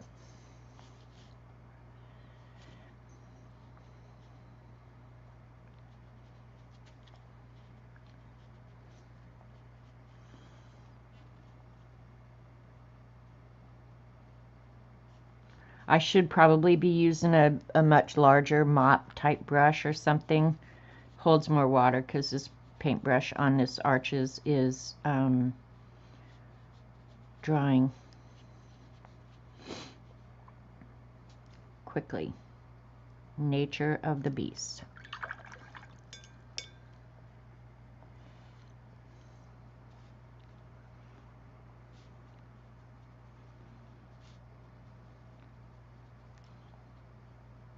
This is the Arches paper. And here where I'm transitioning, I'm going to go ahead and add some more of that sienna right in there and make it transition a little bit better. Of course, I probably shouldn't have done that.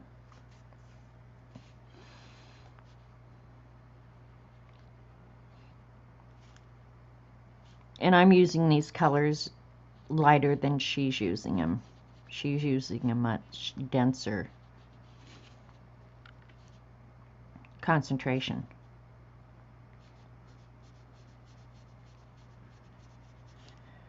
That actually came out not too bad. Wet on dry, we'll look at it when it's dry, but that one's not bad. Now I encourage that by adding some more of the brown. I'm eager to see it on this handmade paper.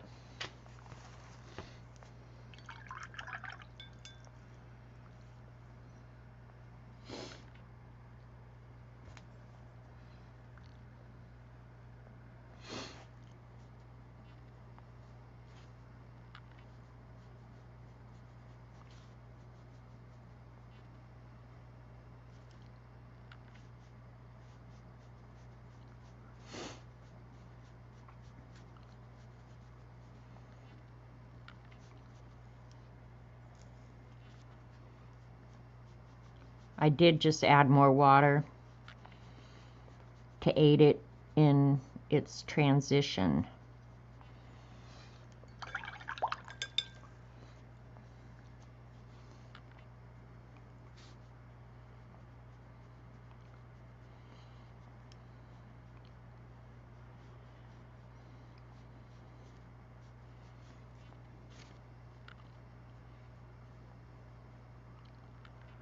This Payne's Gray on this handmade paper, I'll bet when this pigment settles into the screen texture, I'll bet it's going to look awesome. I hope I'm not wrong.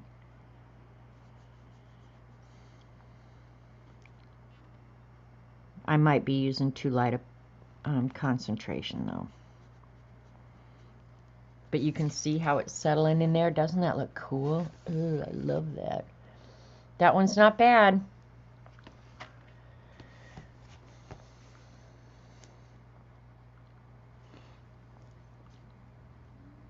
Cheating a little bit here. I added a little bit more brown like I did on the first one. It's the only way you can compare them. You have, if you cheat on one, you have to cheat on all of them. Thanks, Devin. These are fun experiments for me. I don't know if they are for you guys, but you can kind of see. And even this on the Arteza paper, see how in the end, this was wet on wet. This transition should be virtually seamless. And it's not horrible, you guys. It's really not. But there's much more of a line here where the paper had just absorbed and it wasn't going to absorb anymore. So, boom, you're out of luck. Get over your bad self. This one's going to have a little bit of purple in it, but we don't care. All right, clean your brush. Good. Okay. Wet on dry. This one, it's going to be a little bit harder.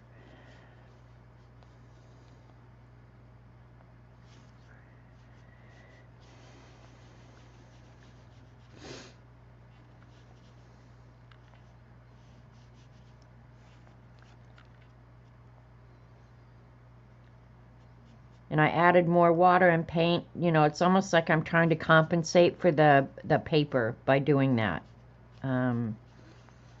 Seeing if I can encourage it.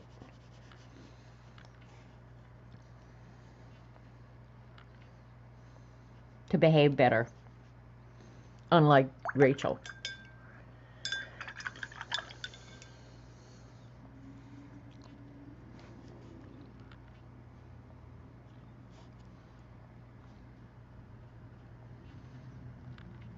Yeah, see that it's not going to do it well.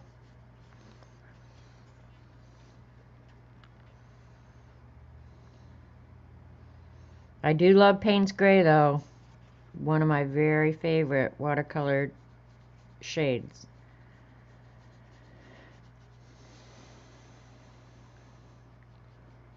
But considering how much you save on the paper, it's almost like I could live with that.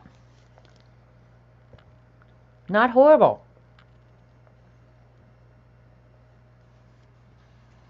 How was my Christmas? My Christmas was just pretty much like any other day, Dan, honestly. We didn't have anybody over. It was just Robert and I, which was fine. We had family here for Thanksgiving. And I do have a brother that lives close, but they've had a really, really tough year. And so when I talked to them about what they wanted to do, their one son wasn't coming until late Christmas Eve. And I think it was just, you know what, let's just chill this year because they've been through some really, really crap. And I've just not talked about it on stream. But yeah, it was just easier, maybe more comfortable for everybody just to lay low this year. That's probably the best way to put it. It was just easier for everybody. But we had been over there to see everybody at Thanksgiving, so it's not like I haven't seen my family in months and months. But yeah, that was our decision, and I was fine with it. So Robert and I ate like pigs. I went all out on food for us. We had Alaskan king crab legs for Christmas Eve, and ribs for, oops, I did this wrong, and ribs for Christmas Day. So, I mean, we ate well. Yeah, I would say we had a good Christmas. And fortunately, we were here to help our neighbors. We had a neighbor that had plumbing problems, so they needed some help, so we were here to help them. And so, yeah, it wasn't horrible. Yeah, it was just, I don't know. I would be a lot more sentimental about Christmas if we had little kids around. I would just love to have kids around at Christmas. Know what I mean, Jelly Bean? But I'm not a person who would ever complain. Partly, too, is I'm not a real materialistic person. I get the, I just send the kids money. I don't try and anticipate what they want or anything else. I just send them money, let them get what they want. They can put it in the bank. I encourage them to put it in the bank. Put your money in the bank. So it's not like I go out and go shopping and do all that. I'm just not real materialistic about Christmas. I think we should be celebrating the birth of Christ. So, yeah.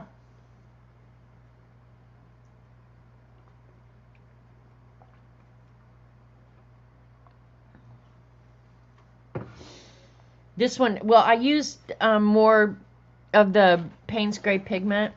Look, what's really weird is somewhere circles came out. Are there circles on the back? What the heck? Yep. The pattern on the back of this paper came through where you can see the circles. Can you guys see the circles in there? That's crazy. Now that could be a fun technique all by itself. Do something on the back to make it appear on the front. Ah! See, me too, Devin. I love that. Okay, well, I almost did the same. You had plumbing problems. Oh my God, plumbing problems on Christmas are the worst. And the plumber that Robert and I use is a guy that Robert's known forever since he was a kid. So we called him. He was out of town for Christmas, which he's entitled, right? So he gave us the name of somebody else to call for the neighbors, and so somebody did come over and help, but poor Robert was over there all weekend. Hot dogs on Christmas Eve, poached egg for brekkie, and now a can of Chef Boyardee.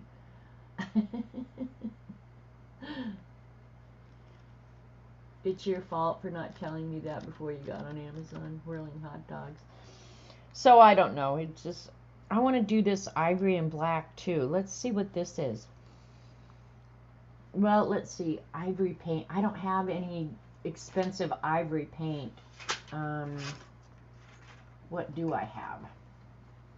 I only have titanium white, which that's not going to work well. All right, never mind. Bad idea. Let's look at our experiments. Oh, I just went direct to the wet on wet on this one, so you guys haven't seen the wet on wet on the arches or the hand paint one, so I did it out of order. Sorry, guys. Cheater, cheater, pumpkin eater.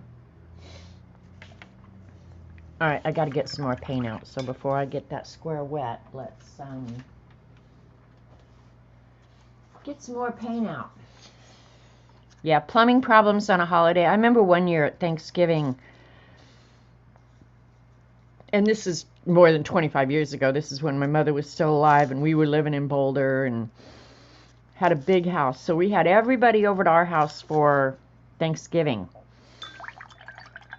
Or no, maybe, yeah, it had to be Thanksgiving. And you know how you have like 1,000 pounds of potato peels and stuff on Thanksgiving? Well,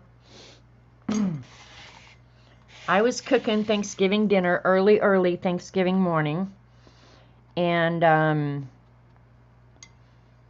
one of the boys, I don't know if it was Jamie or Koki, came up and said, "There's water coming up in the shower in the basement." I was like, "What?"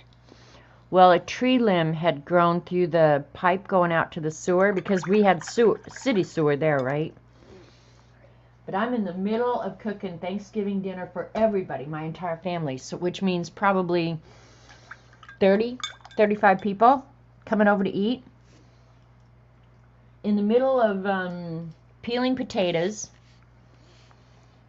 and now I have plumbing problems. No toilet for anybody.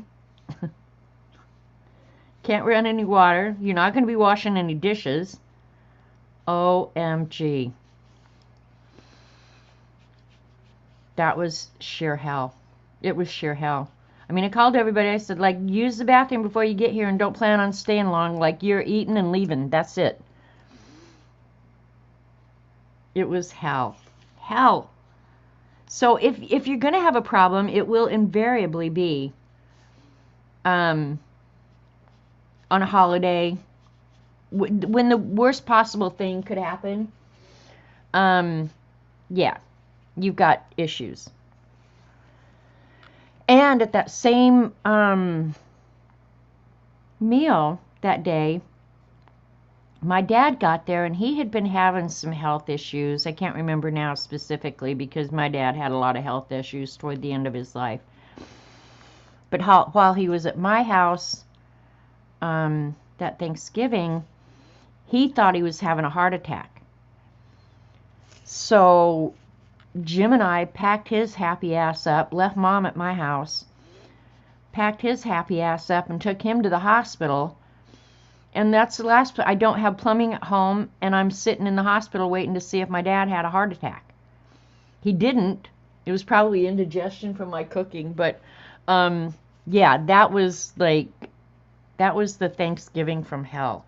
So if I compare it to what I did this year, I had a perfect day this year. Nobody had heart attacks. We had plumbing that worked that we could share with the neighbors. Yeah, not a problem going on over here. Jeez.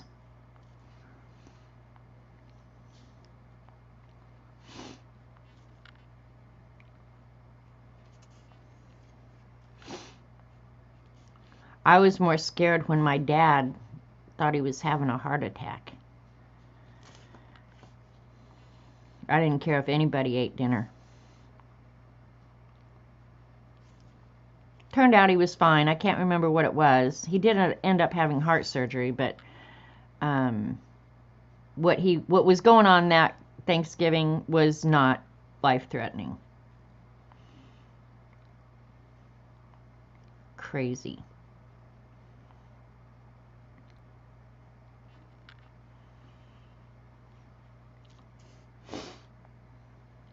I'm adding a lot more pigment on this. Oh, I love that. Now, what would be really cool, and I'm bastardizing my experiment now, but I just think it will look really cool if I do this. And you could probably only do this on arches, is go ahead and lift the paper and let it run. Oh, I love that. Okay, let's go on the other end. Right, now I've just lost my mind. We're going to add some of the burnt sienna.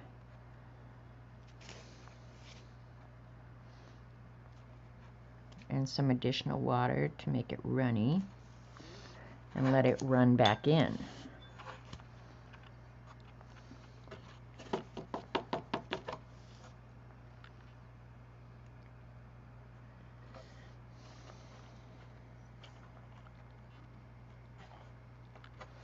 So if you play with it like this, look at the cool things you can do. It's finding its own water path now. It's very cool. Very, very cool.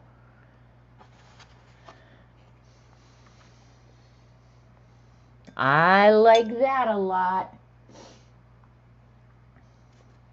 Alright, let's do it on the handmade paper now.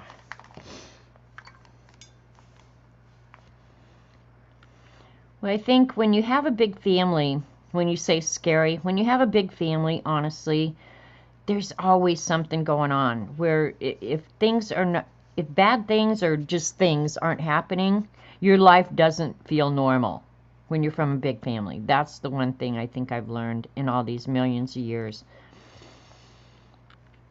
When you're in a big family, something always is going on with somebody. Whether it's, you know, direct or whether it's their in-laws or, yeah, it's always something.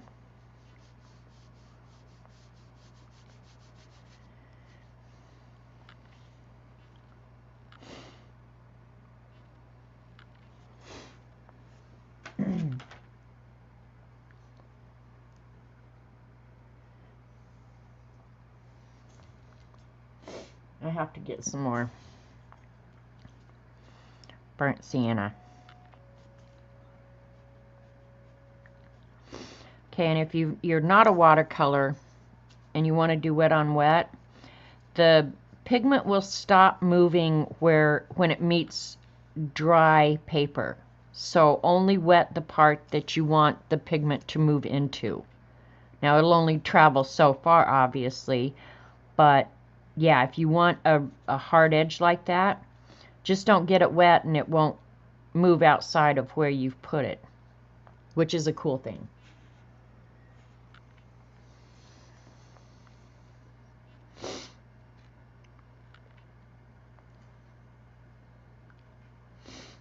And this paper stays wet, so you can play with it a lot longer than you can an inexpensive cellulose paper.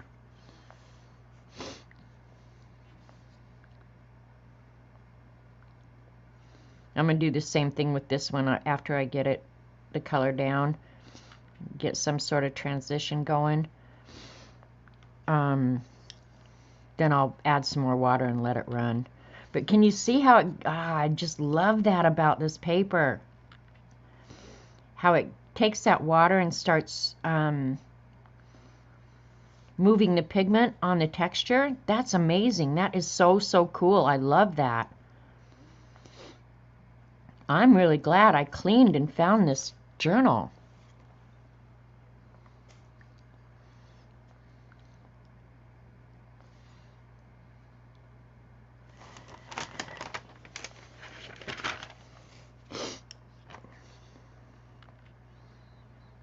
This one I didn't get as wet as the arches, but have no fear, I will.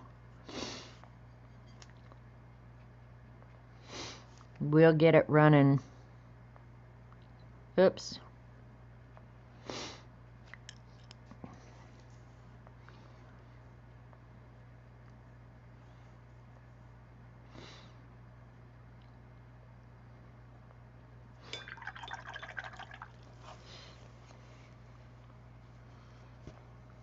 Can you see it?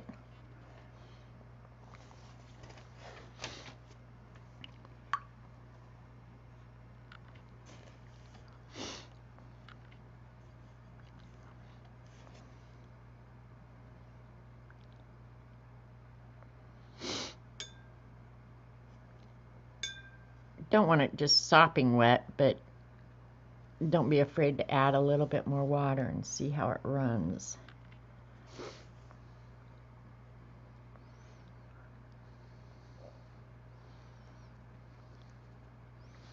Those two colors are pretty hard to work with.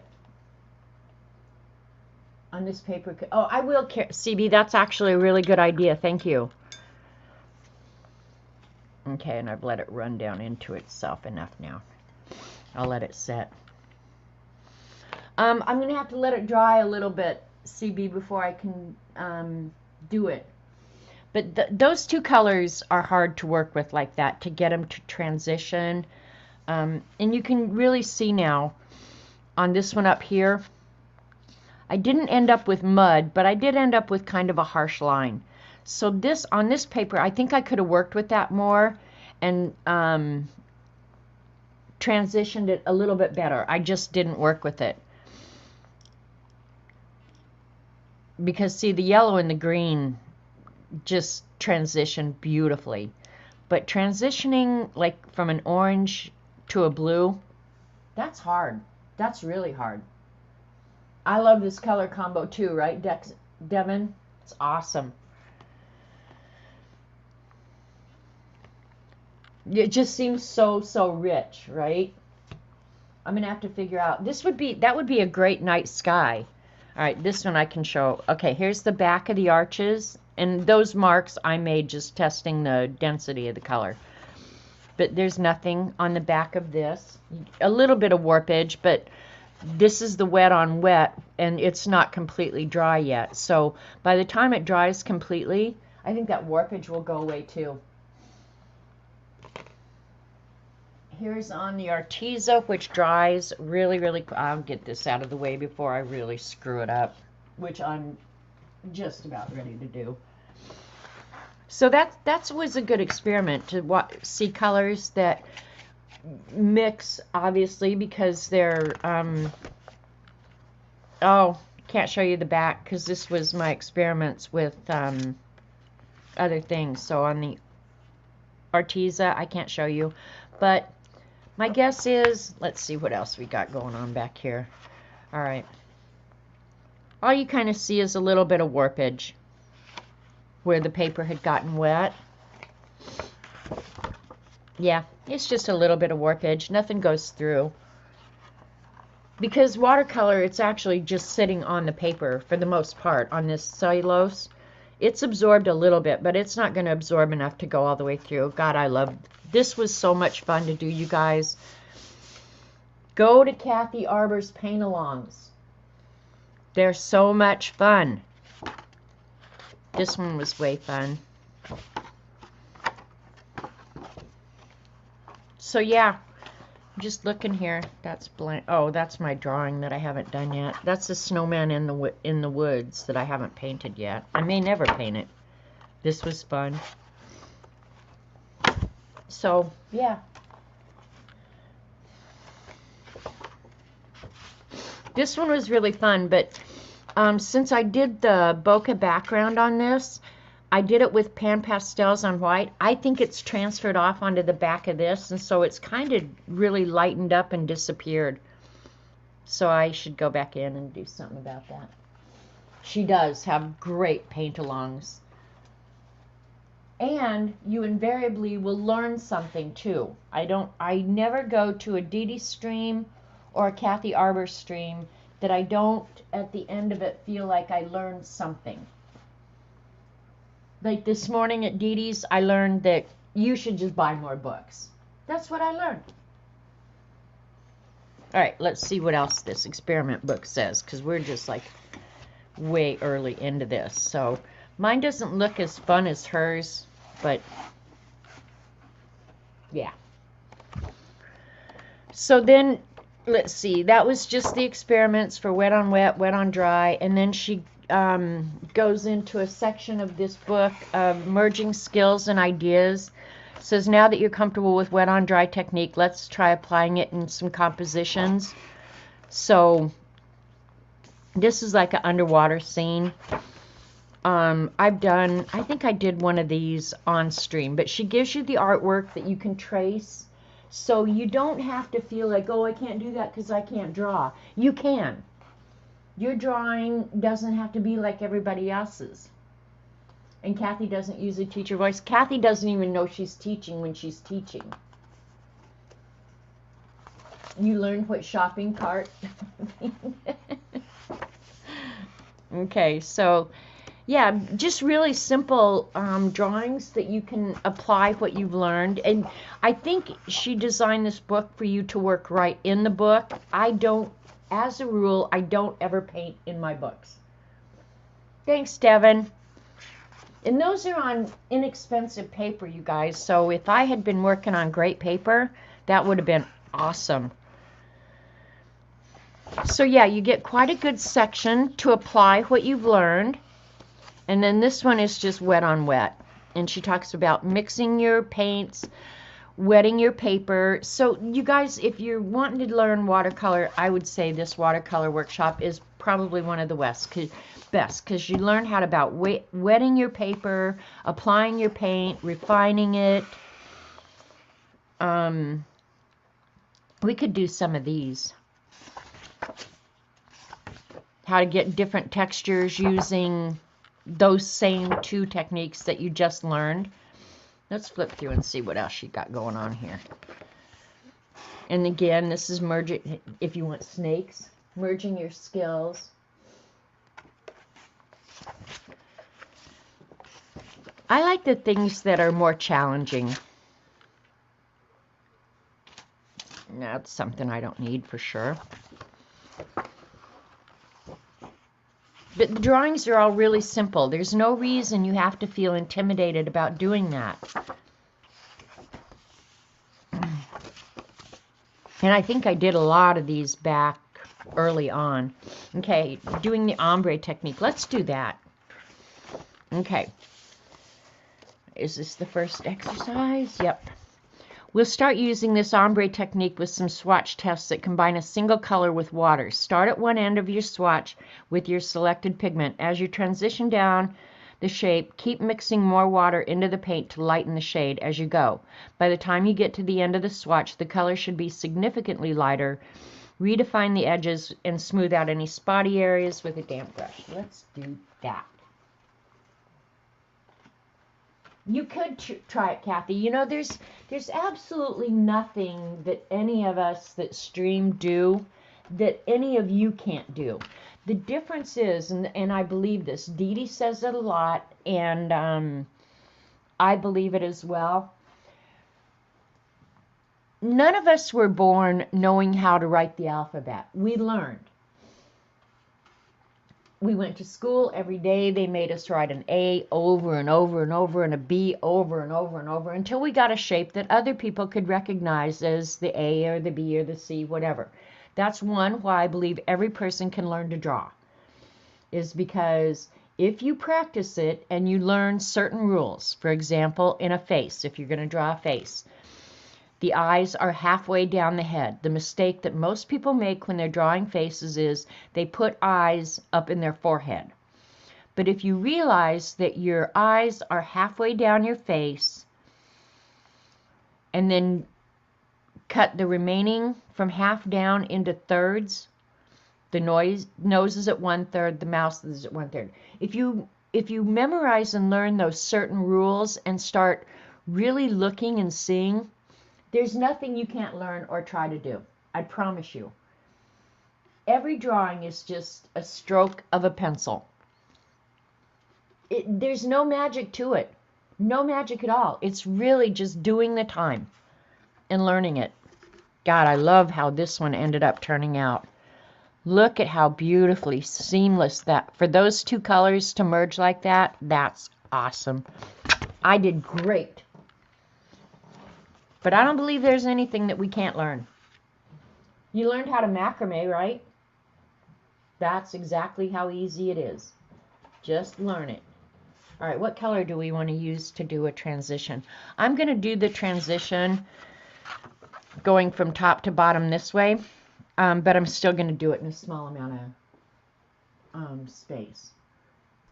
Damn bots. All right, what color do we want to use? I think it's more, let's use a purple. Let's use Rose of Ultramarine. I got them. Yeah, we're going to use Rose of Ultramarine because that's a beautiful color.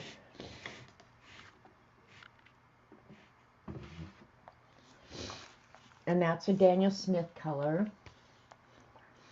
It's a dark reddish purple.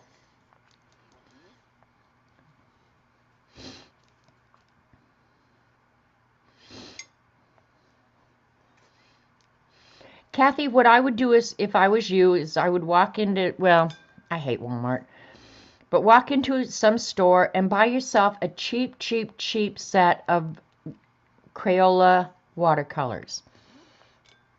You don't have anything invested.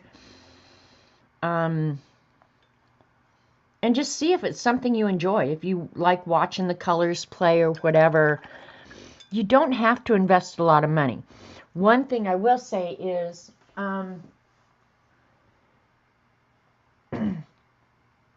all the different crafts or art that I've done, I've probably spent more money on watercolors than anything else.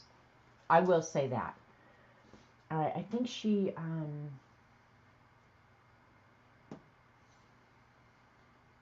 okay, we're going to do the dry. We'll try it the same way. See how hard it is to control. I don't have a lot of room to work here, so, but we're going to do the best we can. So we're going to start with as full of pigment as we can manage up here at the top on the dry, and I started with the arches. Now I'm going to start adding water as I go down.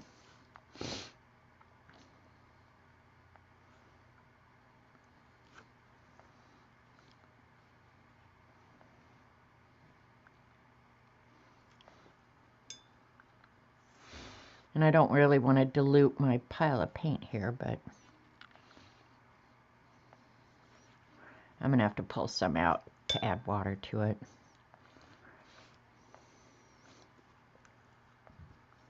I think Robert Vaughn went upstairs and took a nap. I hope he's feeling okay.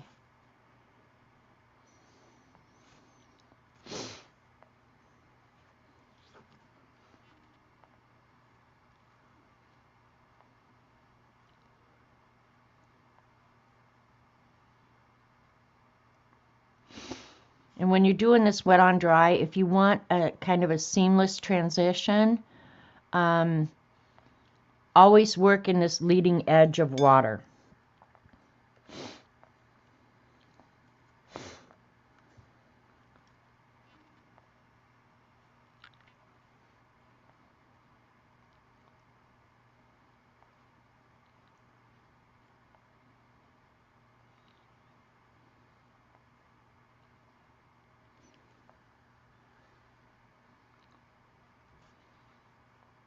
I'm going to try and go from that to essentially almost no pigment at all. And so far, so good. This is going to be really hard on the cellulose paper.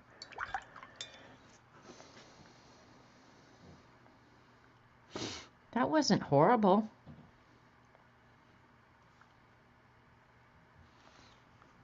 But see how the water flowed up back? I was trying to keep that leading edge moving down, but see how it flowed up backwards into the already wet? Let's see if I can alter that. Oh, that might have been a really bad idea. It may have dried too much already. Oh well, let's see what happens.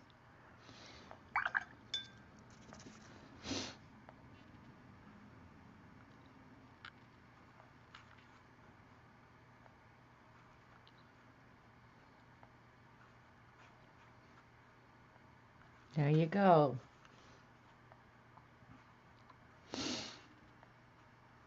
And I think if you really worked at it, I mean, you could make this, especially on nice paper, go from full pigment to nothing really, really easily.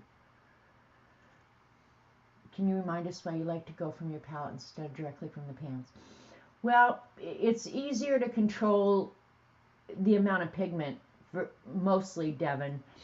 If you go directly from your pan to your paper, I'll just show you on this one.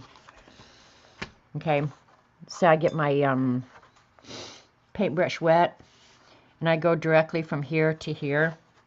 And at this point, I'm using virtually nothing but the pigment. And look at the difference in the color.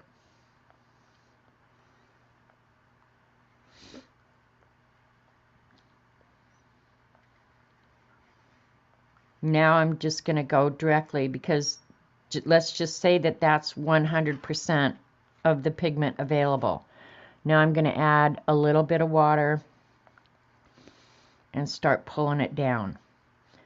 It's just easier to control the color of your paint, and plus you can, hopefully, if you're halfway smart, which I'm not very often,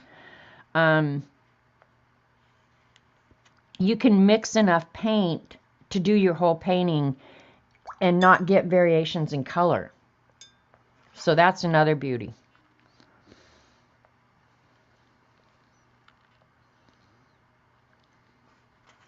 Okay, and there I've gone from full pigment to virtually no pigment at all out of one dip into the pan.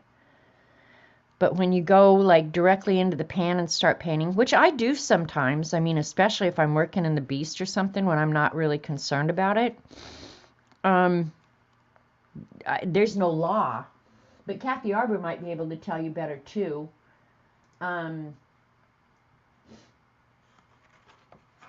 Not halfway smart. But that's mostly, you know, that you can mix enough paint that you're going to get the exact color you want. Because look at the variations of color that you can go from full pigment to no pigment out of one tube of paint. You know, I just was using full strength right out of the pan here. Here I mixed it with water a little bit, but I could still keep it fairly dark. But then you'll get an infinite number of colors from full strength to no strength. So it's a way to make your colors go further, I guess. Because a lot of paints too they'll give you variations of the same color. I love to go directly from pan to get saturation. Yep, that's true. It's harder to control, Lena, when you do that too, is to go directly from the pan to get a lot of pigment saturation. That makes it really harder to control, for sure. Because see, that Payne's gray there, that was almost 100% saturation. Now, if I want this darker up here, I can go back into the pan, wipe off the excess, but look at how much darker by going back over it a second time, I can get more saturation going back again the second time.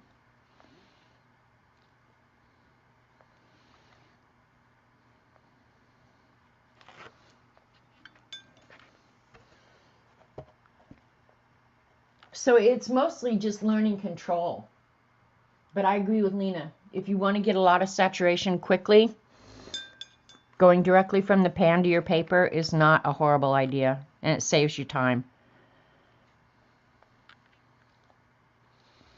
And going back and adding water like I'm doing here, that's, if you're really working hard on a painting, that's a very dangerous thing to do.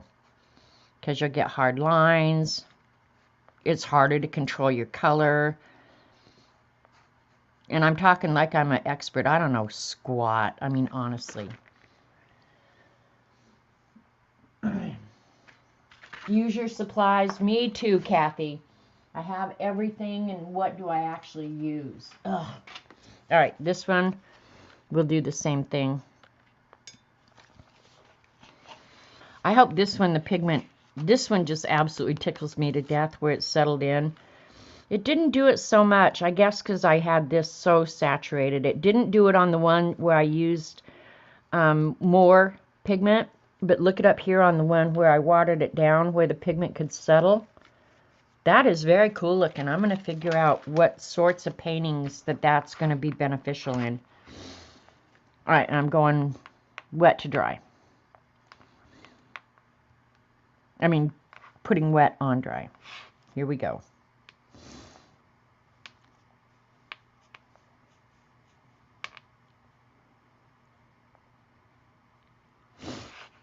I'll add a little bit more. We'll make it a little darker. Now I'll just start using that leading edge of water, and I've got this leaned so that the water is moving away from where I started. So I'm using that leading edge of water to move down, and I'll just keep adding a little bit more water as I go. And there is a crease in this first page, so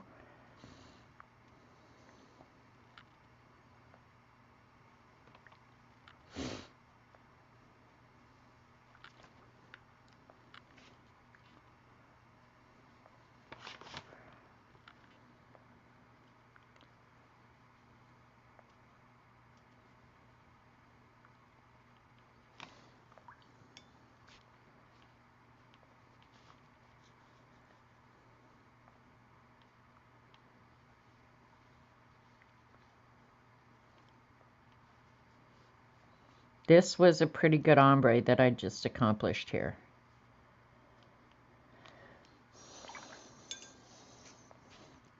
I didn't go to actually no color, but I went to pretty much very little color. So that would be, I think, the ideal ombre right there. And it's pretty much seamless. I know, right, Lena? That I found it in the stash. Somebody needs to kick my ass. And don't everybody volunteer at once. Thank you, Joan. Oh, I almost threw Lena out.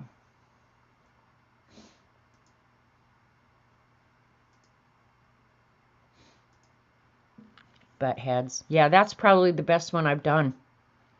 That's a good one. Now let's try it on the less expensive crapola paper.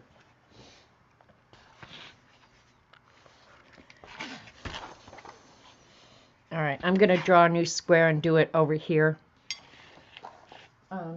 Because it's in the book and it'll be easier.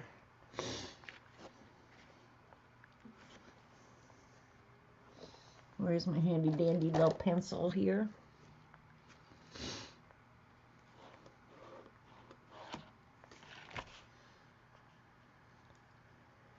I think the ombre on wet technique is going to be a little bit trickier. We're going to find out.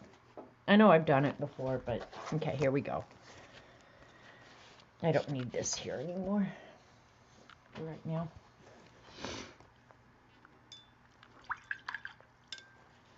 I'm using the same color and I just washed my brush because that's how big a dope I am. All right, work and dry.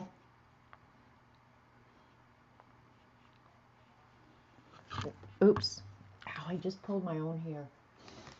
Let's see, I want to go in and get some direct pigment right there. I'm going to try and make this a little bit darker up here.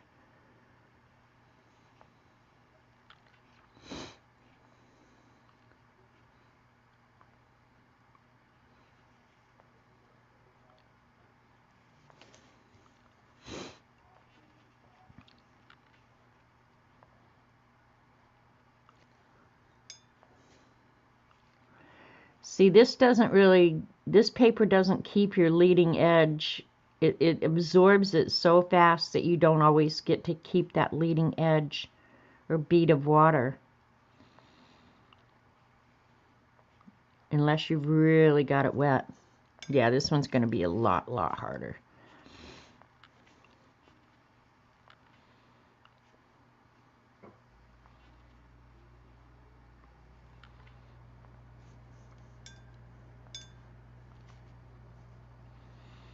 I'm going to be able to go to nothing really easily on this.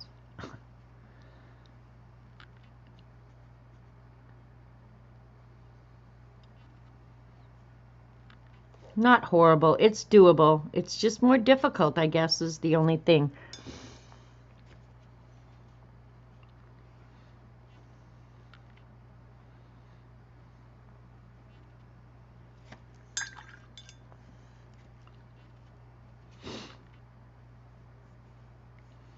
All right, we went from almost 100% to nothing on this too. So it's doable, but you can see how it's just not as smooth. If I tried to go back in there and start dinking with that now, I would create a mess.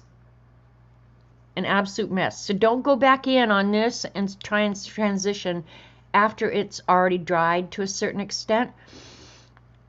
You're just going to create more problems. So just at some point you just have to say, okay, I'm good with that. We can go with that. While I'm right here, I'll just go ahead and do the wet on this book while I'm here.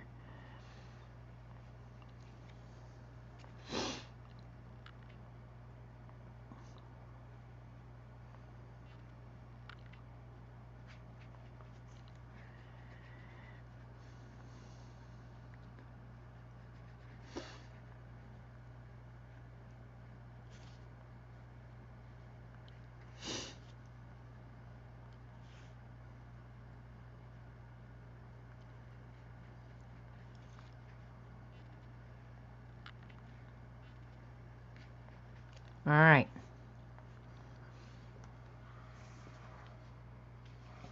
I get a little out of the pan, make sure I've got real good.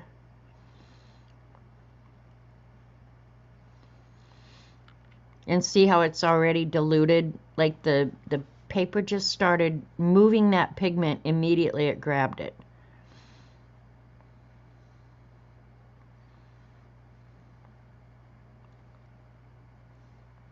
Now I'll start adding a little bit more water.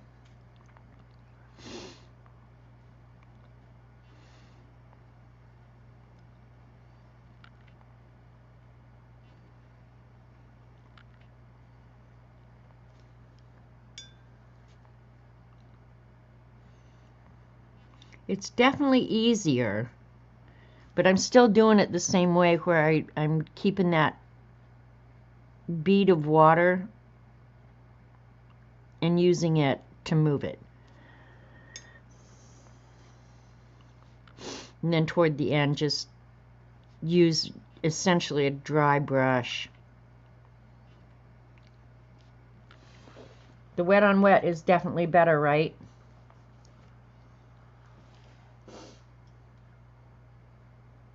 This is just a tiny square. The real ordeal comes when needing a huge wet. Well, that's true, Lena, is that I've set myself up for minimal failure here using this small space. But if you're doing a big area like a skyline or something like that where you wanted to transition from, you know, dark blue on top to light blue at the bottom, you would get yourself some much bigger brushes to work with. Or even, I don't think I have it in here. I have a great big, well, there's one of them. Okay. Or even one of these brushes where you can move a lot of water across a much larger space. I'm handicapping myself using this small brush, but I'm working in a small area. So use the supplies that are going to match your substrate. But yeah, work in a big area and trying to keep it seamless, it is not as easy as people make it look. Yep, plan on clouds to cover mistakes. Yep, that is so true, Rachel. But yeah, when you're working in a bigger area, you would just use bigger tools. And if I was doing anything that I was worried about, I wouldn't use a smaller tool. Yeah, you just wouldn't. But yeah, using tissues, that's a great way to make more texture and hide stuff, especially on the sky. All right, that one I did dry. This one I haven't done wet on wet. Oh no, that was the one that I was talking with Devin about, but that's okay, we're not going to do it anyway. So, but I do want to do wet on this. But yeah, so, you know, that's another thing with watercolor is you've got to have different sets of tools for different whatevers, bigger substrates or but the thing is, after you get going, you want everything, or at least I do. So getting that bigger brush or that better journal or blah blah blah, well, why not? Get it. Just buy it for yourself. What the hell? Don't say no to yourself. After age 60, there's no such thing as no. Just do it. Damn it. Can't take it with you. Alright. Wet on the handmade paper. Oh, I love this handmade paper. Oh, I love it so much.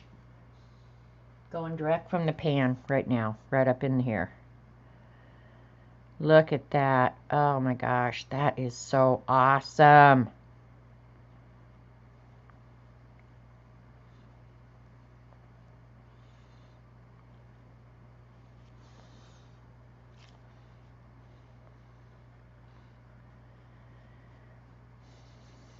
This one for sure, you could get so seamless.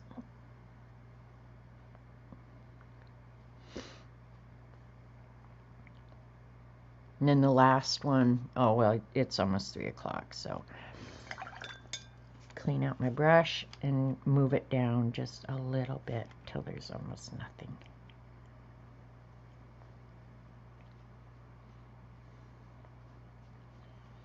So get out your stuff and play. That's the best one I've done so far. I like this one, but I love this one more. The Handmade Paper, the bomb. The bomb.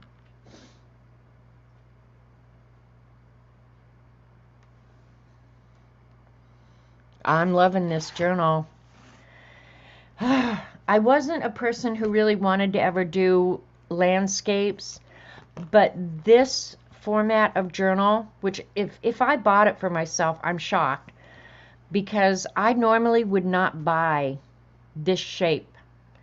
But this shape of journal just screams landscape. Right? Ugh. All right, let's do, we got just a couple minutes, so let's, I'm going to do wet on wet on here. We're going to do what is left of that magenta purple color. I'm going to do it wet on wet. Let's just see how it's going to work. After you get started doing this, it's almost like you don't want to stop. You want to see what happens next. It's like watching porn. No, I'm kidding. I made that up. In porn, you know what happens next. Oh, God, I'll kill myself. Yeah, you'll just want to keep doing this like forever. All right, we're just going to add color and see how it behaves.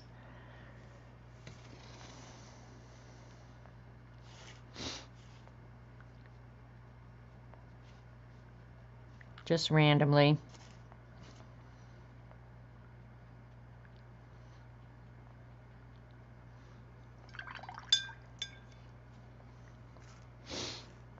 Now I'm going to go back with that Payne's Gray.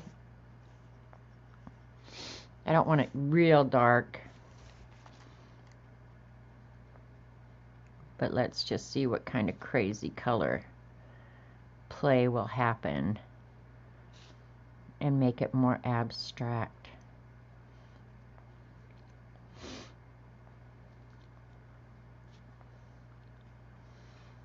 Be looking like amoebas. And I wonder why I check in with Jen on Mondays. Because you never know what you're going to hear, Rachel.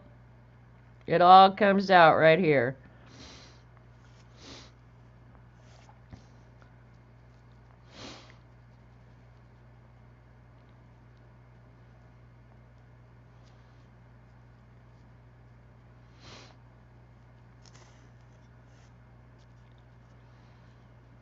Now this funny thing, this Payne's Gray next to this magenta color does look more black than it looked next to the brown. It looks more blue up there. Isn't that odd?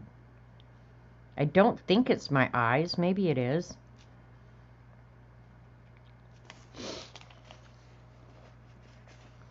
Isn't that cool looking? Now I think on arches the colors would mix more. I don't know, but I'm just guessing. We're going to try real quick because we only got about 5 more minutes. I'll try and, oh yeah, this is the arches.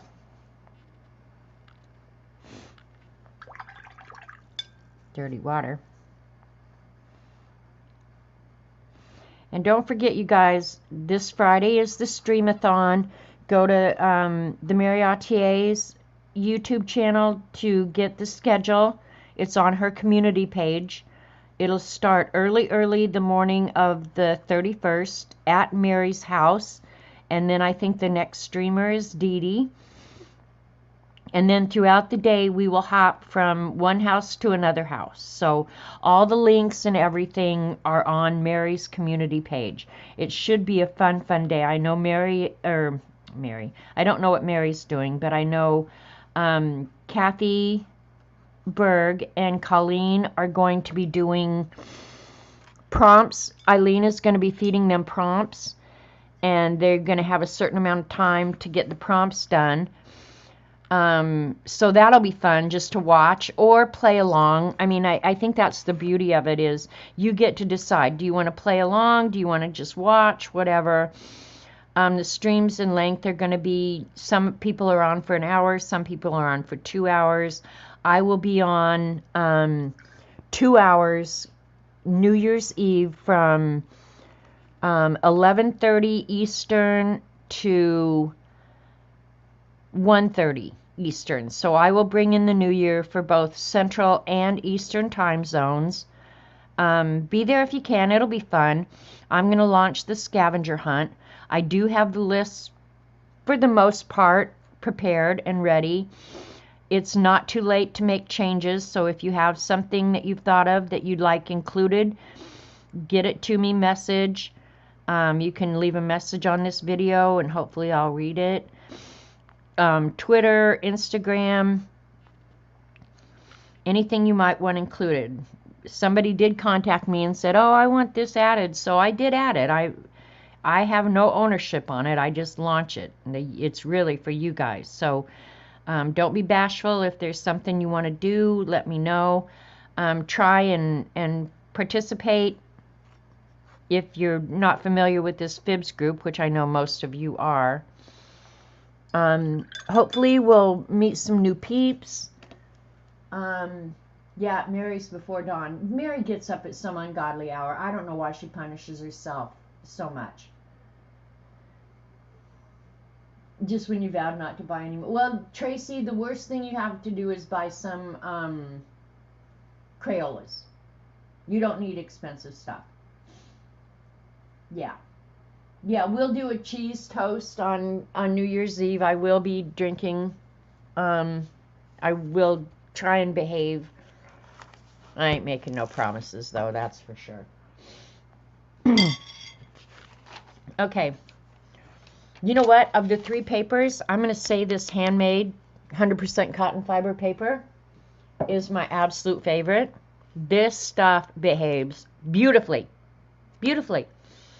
But there's the 2. Of course, I was probably using more pigment on this, but absolutely gorgeous. So I hope you learned something, or at least had fun hanging out with the peeps. If you want to get better and learn more about watercolor, this is a book I would highly recommend, Watercolor Workshop. It's a great book. It's eye candy if it's nothing else. Don't be afraid to use inexpensive products. You can get good results with them. So if you just want to try, don't jump in the deep end. Buy something reasonable to see if it's something that you will even enjoy doing. Rachel and Julie, I will try and get your nib holders out. Let me see, where did I put that little nib holder? I probably crushed it with something. There it is. Okay, Rachel, it should be dry by now. So, and I will paint these ends so they look all uniform and pretty. And that's how it will behave. So this one will go to a nice new home. Go out and have fun this afternoon. Linda, give Tim a hug. Tell him I hope he feels better soon. And we'll see you guys on, well, I'll be at Wednesday. Dee Dee's on Wednesday, but I will definitely, hopefully, see some of you on Friday during the Streamathon. And if you have suggestions for the scavenger hunt, give me a heads up and we'll see what we can get included, okay? All right, you guys. Hi, Brenda. Bye, Brenda. Go have some fun. Be kind. We've got great things to look forward to in 2022. Believe it. All right. Love you guys. See you later. Bye.